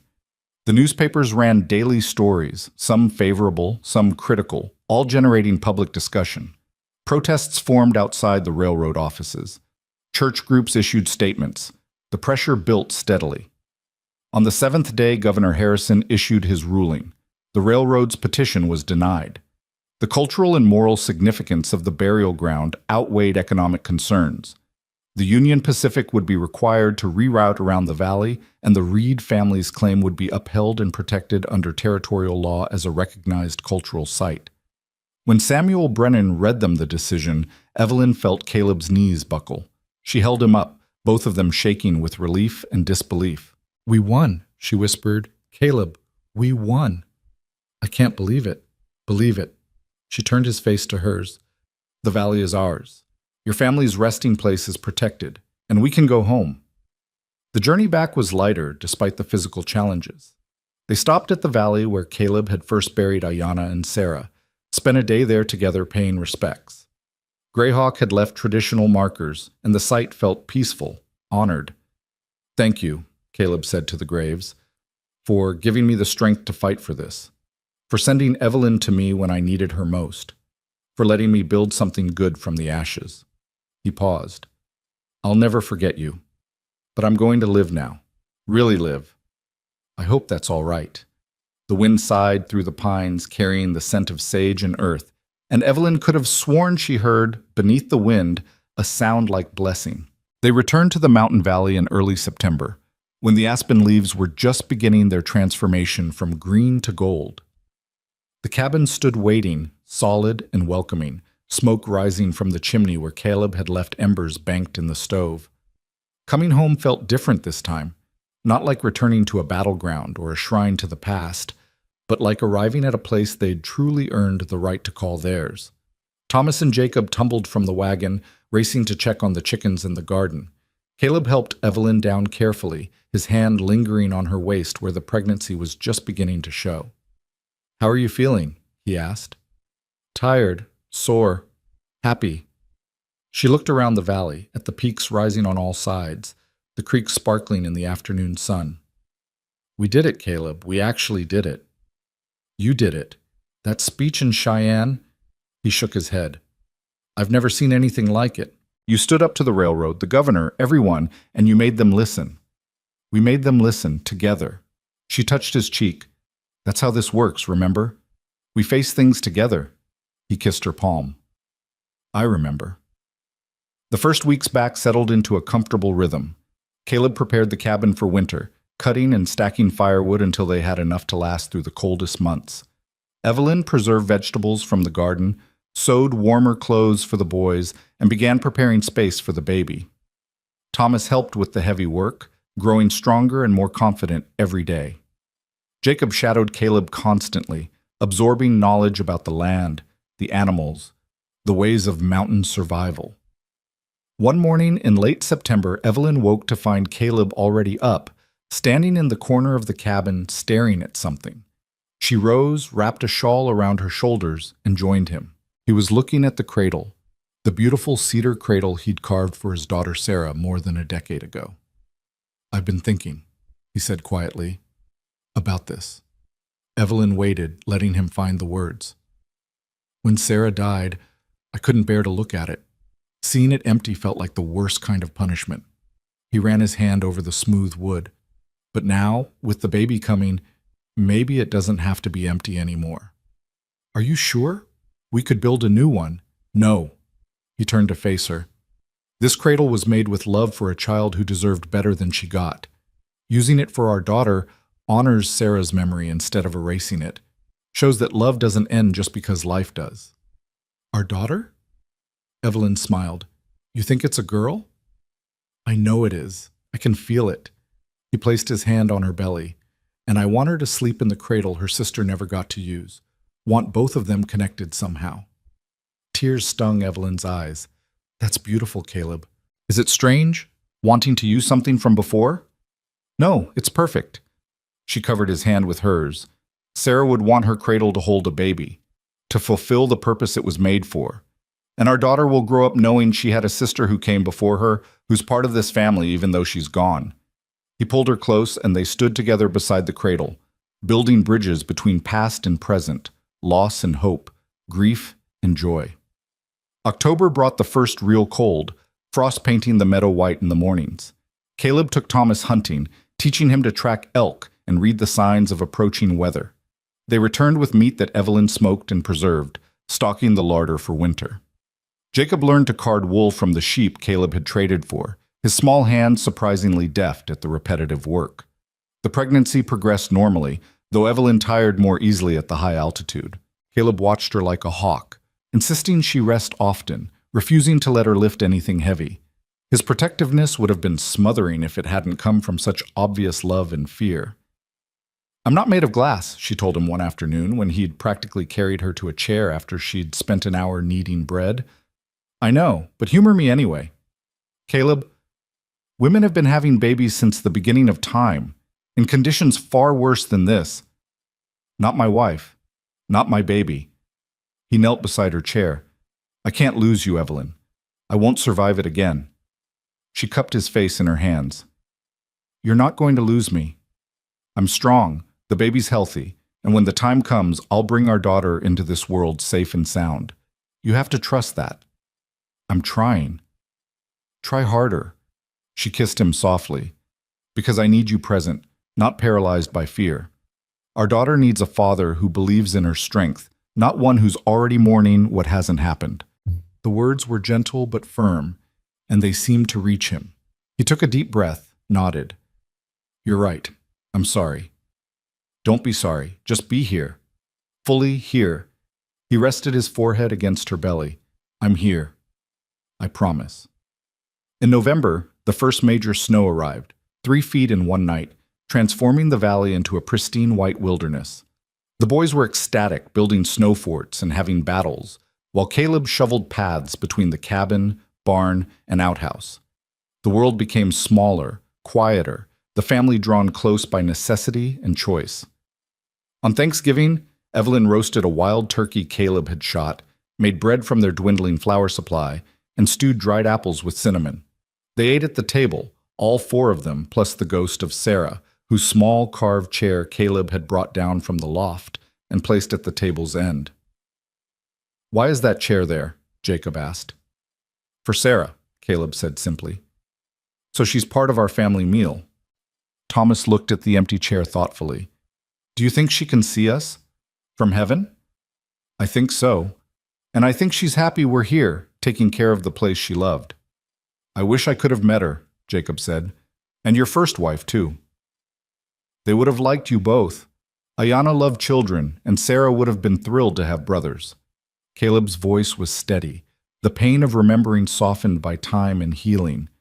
"But you're here now, and that's what matters.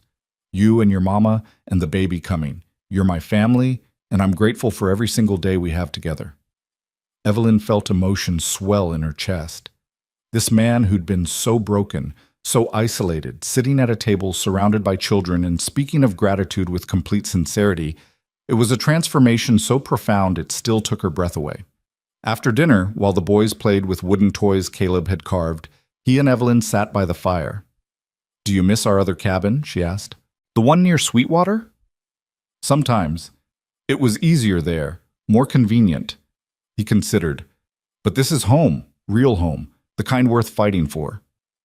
"Even in winter? When we're snowed in for weeks at a time?" "Especially then, because we're together, we're safe, and we've earned every inch of this place." He laced his fingers through hers.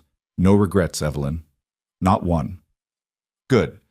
Because I'm about to get very large and uncomfortable, and I need you to not regret this baby." He laughed, a sound that still surprised her with its rarity and richness. "I could never regret her. She's proof that life goes on, that love is stronger than loss." "When did you become a philosopher?" "When I married a woman who wouldn't let me hide from the truth." December arrived with brutal cold and shorter days. Evelyn's belly swelled prominently now, the baby active and strong.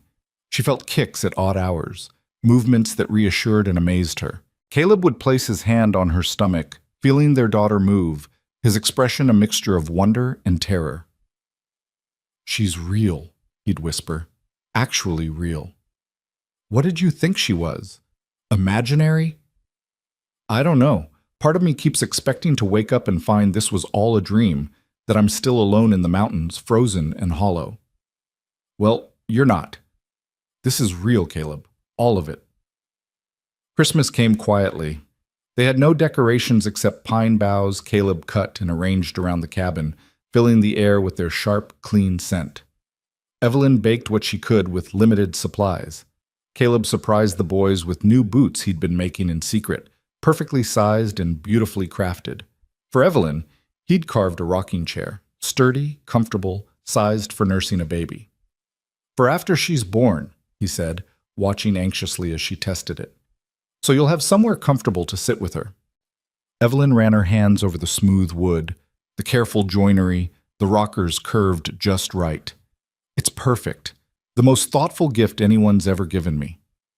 I wanted you to have something that was just yours, something made with love. She pulled him down for a kiss. You've given me everything, Caleb. A home, a family, safety, purpose. This chair is beautiful, but you're the real gift. For him, she'd sewn a new shirt from fabric she'd carefully hoarded, embroidered at the collar with a pattern she'd copied from one of Ayana's dresses, a small tribute to the woman who'd come before her, a bridge between past and present. When he saw it, Caleb's eyes filled with tears.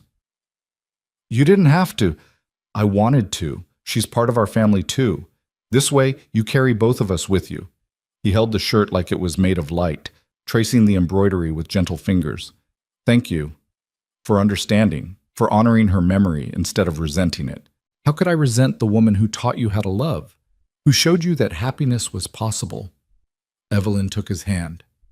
She gave me you, Caleb. That makes her a gift, not a threat. January brought the deepest cold, temperatures so low that ice formed on the inside of the windows despite the fire burning constantly. They stayed close to the cabin, venturing out only for essential chores.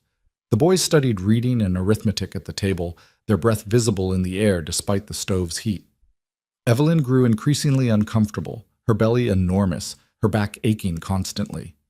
How much longer? She asked Caleb one night as he rubbed her feet. 6 weeks, maybe 7, early March if the timing's right. That feels like forever. I know, but she'll come when she's ready. He looked up at her. Are you scared? Terrified, she admitted. What if something goes wrong? What if I can't do this? You can. Women in your family have been doing this for generations. You're strong, Evelyn, stronger than you know. What if the baby? Don't. He moved to sit beside her, pulled her close. Don't borrow trouble. We'll face what comes when it comes, but don't torture yourself with what-ifs. She leaned against him, drawing strength from his solid presence. Promise me something. Anything.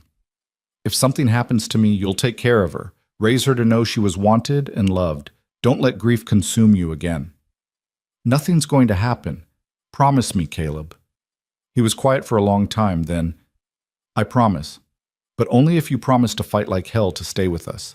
Because we need you. I need you. I promise. They sat together in the firelight, holding each other, building courage for the trial ahead. February proved unusually mild, the snow melting faster than expected. Evelyn waddled rather than walked, her body preparing for birth in ways both fascinating and uncomfortable. Caleb became hypervigilant, barely letting her out of his sight, jumping at every grimace or complaint. You're going to drive yourself mad, she told him after he'd insisted for the 3rd time that day that she sit down and rest. Better mad than unprepared. I'm not due for weeks yet.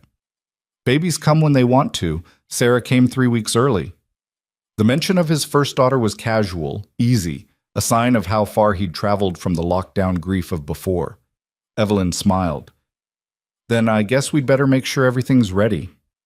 They spent the next days preparing obsessively. Caleb boiled water and stored it in covered pots. Evelyn washed and rewashed linens, prepared the cradle with soft blankets, organized supplies.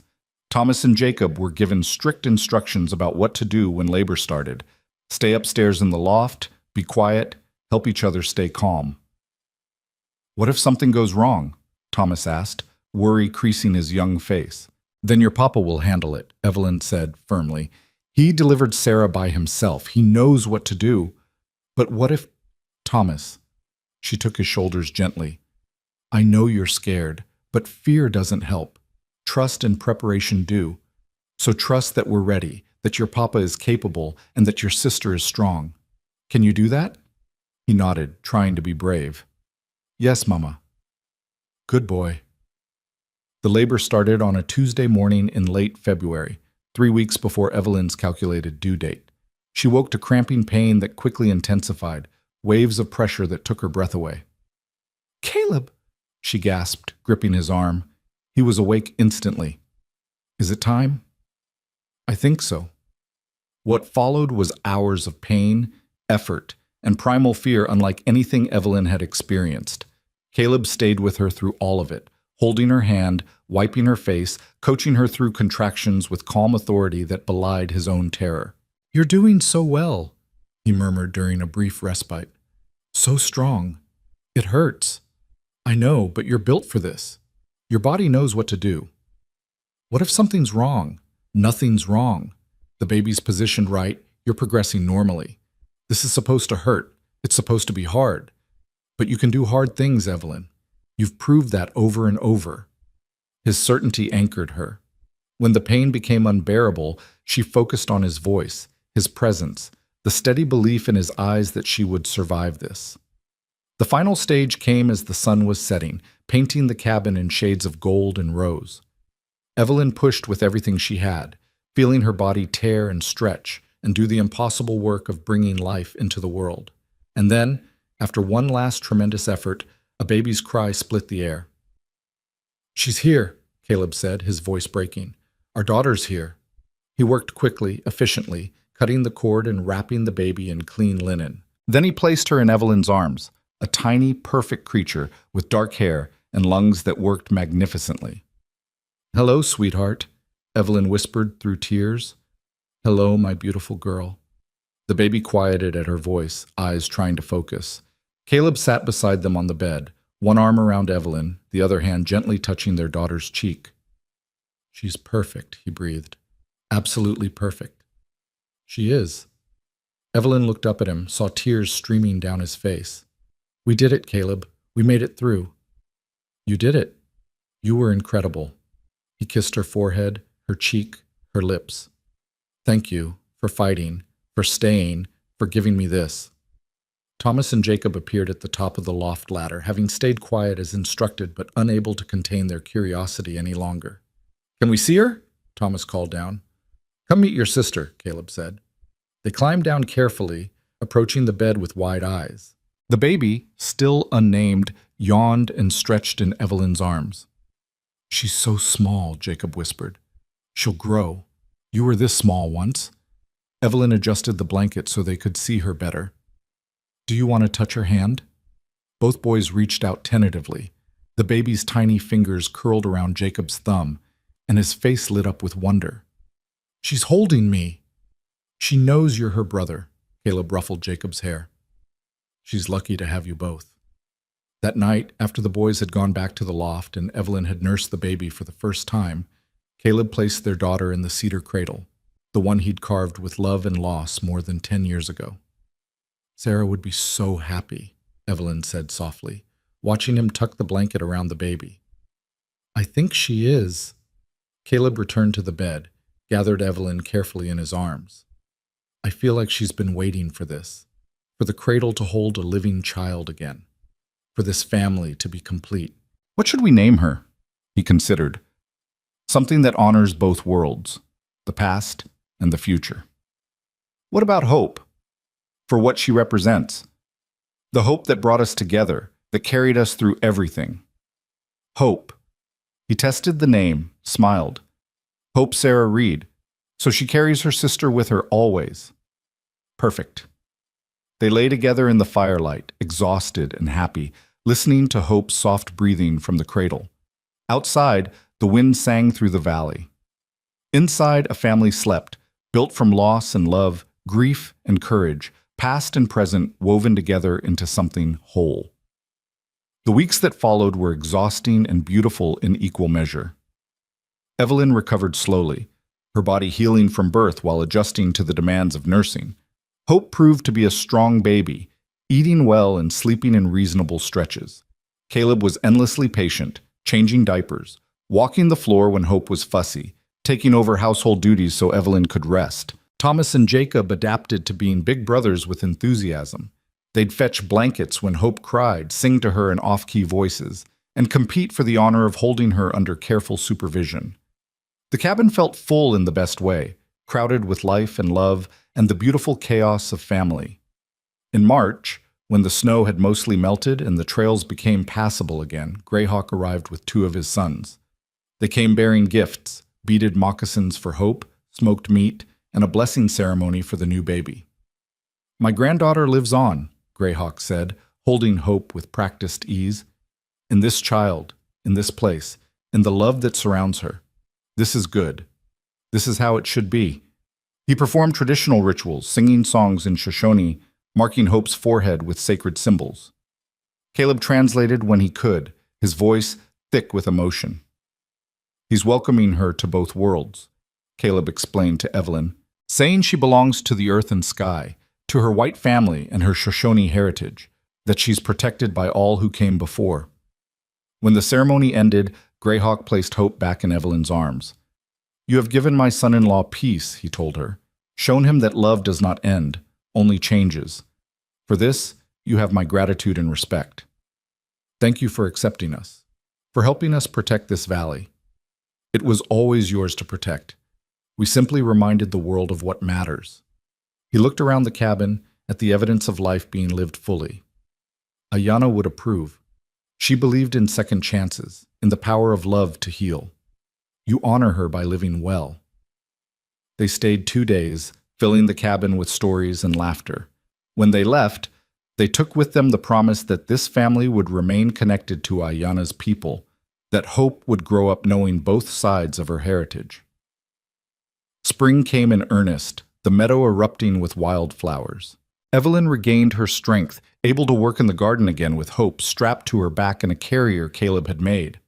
The boys grew brown and strong, helping with planting, tending the expanding flock of chickens, learning the rhythms of mountain life. One afternoon in late April, Caleb returned from checking the fence line with a letter he'd retrieved from a passing trapper. "It's from Samuel Brennan," he said, opening it carefully. He read silently, then looked up with a strange expression. "What is it?" Evelyn asked. "The railroad settled, officially withdrew their petition, and agreed to the alternate route. They're also paying compensation, $2,000, for the trouble and legal fees." He stared at the letter like it might disappear. "We won completely."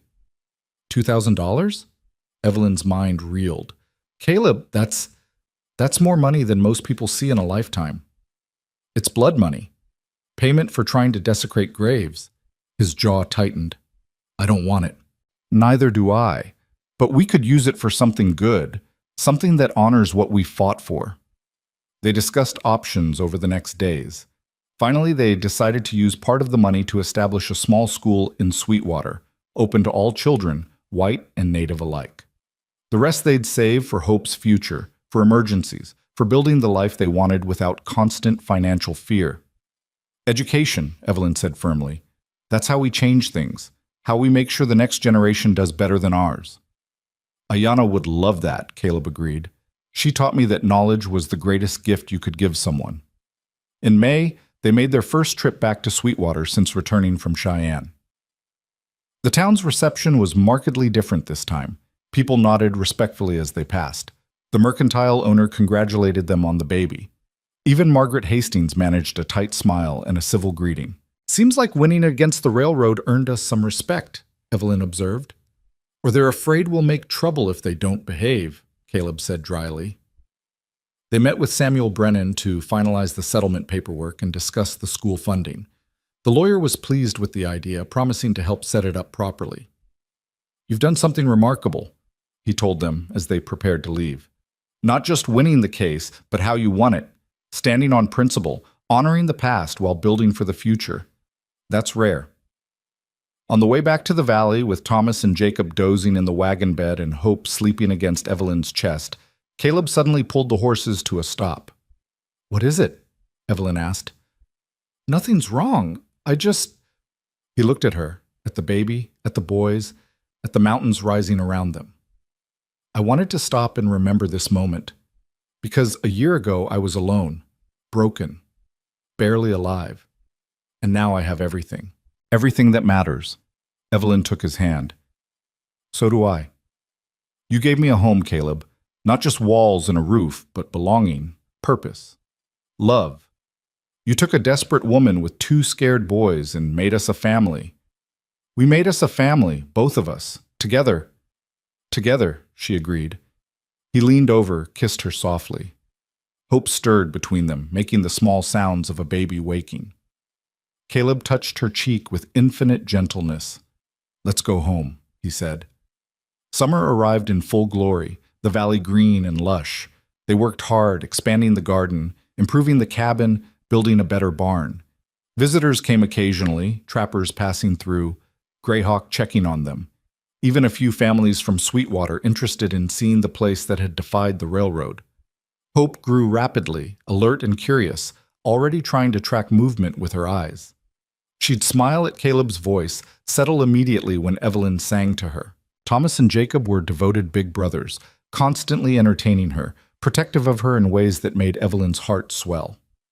In late July, on an evening warm enough to sit outside after supper, they gathered on the porch, all 5 of them plus the ghost of Sarah, whose presence they'd learned to welcome rather than fear. Caleb held Hope while Evelyn leaned against his shoulder. The boys sat on the steps, watching fireflies begin their dance across the meadow. "Papa," Thomas said thoughtfully, "are we rich now, with all that railroad money?" "Not rich, but comfortable, secure." Caleb considered how to explain. "Money's a tool, not a goal. We have enough to build a good life, educate you boys, give Hope opportunities. That's what matters. Will we always live here? Do you want to?" Thomas looked around the valley, the cabin, the mountains, the creek, the endless sky. "Yeah, I like it here. It feels safe." "Then we'll stay. This is our home now, our forever place." Jacob turned around to face them. "Will you tell us stories about Sarah and your first wife? When we're older?" Caleb glanced at Evelyn, who nodded encouragement. "Yes," he said. "When you're ready to understand, I'll tell you everything. About Ayanna, about Sarah, about the life we had here before you came. Because they're part of our family too, and their stories deserve to be remembered." "Good," Jacob said, satisfied. "I want to know about them." That night, after the children were all asleep, Thomas and Jacob in the loft, Hope in her cradle, Caleb and Evelyn lay in bed, holding each other in the darkness. "Do you ever regret it?" Caleb asked quietly. "Answering that advertisement? Marrying a stranger? Coming to this wild place?" "Never, not once." She traced his jawline with her fingers. "Do you regret asking for a wife?" "Best decision I ever made. You saved my life, Evelyn. Not just practically, but fundamentally. You showed me how to live again. We saved each other. That's how love works. Mutual rescue, mutual healing." He pulled her closer. "I love you. More than I thought I could ever love anyone again. You and Hope and the boys, you're everything." "I love you too. My silent cowboy who turned out to be the bravest, kindest, most beautiful man I've ever known." They made love slowly, tenderly, celebrating the life they'd built from ashes and determination. And afterward, wrapped in each other's arms, they slept deeply, the sleep of people who'd fought hard battles and earned their peace.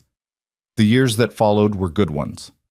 Hope grew into a bright, curious toddler, then a spirited child who could climb trees and track animals by the time she was 5. Thomas became Caleb's right hand, learning ranching and woodcraft with natural skill. Jacob showed a gift for reading and numbers, devouring every book they could acquire and teaching himself advanced mathematics from borrowed texts. The school they'd funded in Sweetwater thrived, becoming a model for integrated education in the territory. Other communities began following their example, slowly breaking down barriers between white and native populations. Greyhawk visited regularly until his death when Hope was 7, always bringing wisdom and stories, always connecting them to Ayanna's heritage. Hope learned to speak basic Shoshone, to recognize traditional symbols, to understand she belonged to 2 worlds. The valley remained protected. The railroad's alternate route, a permanent reminder that some things were worth more than convenience or profit. Other families began settling nearby, respecting the Reed family's claim and the sacred ground it protected. Caleb built the second cradle when Hope was 8 and Evelyn was pregnant again, a boy this time, born healthy and loud in the spring of 1891. They named him Samuel Gray Reed, honoring the lawyer who'd fought for them and the grandfather who'd stood with them. The cabin expanded, rooms added as the family grew. The cedar cradle that had once held Sarah, then Hope, Then Samuel eventually held 3 more children over the years, each one rocked to sleep in the same lovingly crafted piece of furniture, connecting generations through wood and love. Thomas grew up to be a rancher, eventually taking over most of the property management. Jacob became a teacher, running the school they'd founded and expanding it into a full academy. Hope, strong-willed and brilliant, studied law and became an advocate for indigenous rights, carrying on the work her father and grandfather had started. Caleb and Evelyn grew old together in the valley they'd fought so hard to protect. They watched their children grow, their grandchildren arrive, the world change around them while their love remained constant. On a summer evening in 1923, 40 years after Evelyn had stepped off that stagecoach in Sweetwater, they sat together on the porch they'd repaired so many times. Both were silver-haired now, their bodies bearing the marks of hard lives well lived, but their hands still found each other naturally, fingers interlacing with the ease of long practice. "Any regrets?" Caleb asked, echoing the question he'd asked so many times over the years. "Not a single one," Evelyn answered, as she always did. "You?" "Only that I wasted 10 years being alone when I could have been looking for you sooner." She laughed, the same bright sound that had first made him believe in happiness again. "We found each other when we were supposed to, not a moment before." "Maybe so." He lifted her hand, kissed her knuckles gently. "Thank you for saying yes, for taking a chance on a broken cowboy nobody wanted. Thank you for being brave enough to ask, for letting me in when every instinct told you to stay closed." She leaned her head on his shoulder. "We built something beautiful, Caleb. Look at it. Our children, our grandchildren, this valley protected for generations to come. This life we chose together. It's more than I ever dreamed possible. More than I deserved." "Exactly what you deserved. What we both deserved." She watched the sun set behind the peaks, painting the sky in shades of gold and rose. Love, family, belonging, purpose. Everyone deserves that. In the meadow below, their great-grandchildren played, their laughter carrying on the evening breeze. Inside the cabin, the cedar cradle sat in a place of honor, still beautiful after 40 years, still holding the weight of family history and hope for the future. The cowboy nobody wanted had become the man everyone respected, not through wealth or power, but through integrity, courage, and the quiet strength of living honorably. And the desperate widow from St. Louis had become the matriarch of a family that spanned cultures and generations, bound together by love that had survived every test. They sat together as darkness fell, two people who'd found each other in the ruins of their separate losses and built something whole. The valley stretched around them, protected and peaceful, a testament to the truth that some battles are worth fighting, some ground is worth defending, and some love is worth every sacrifice required to nurture it. Caleb Reed had finally come home, not to a place, but to a life, and in Evelyn's hand warm in his own, he held everything that mattered, everything that had ever mattered, everything that would continue to matter long after they were both gone. Buried beside Ayanna and Sarah under the pine trees, all of them together at last. The stars emerged one by one, bright in the mountain darkness, and beneath them, the family that had been built from hope, courage, and unyielding love settled in for another night in the valley they'd made their own. Home, forever home, earned, protected, and cherished beyond measure.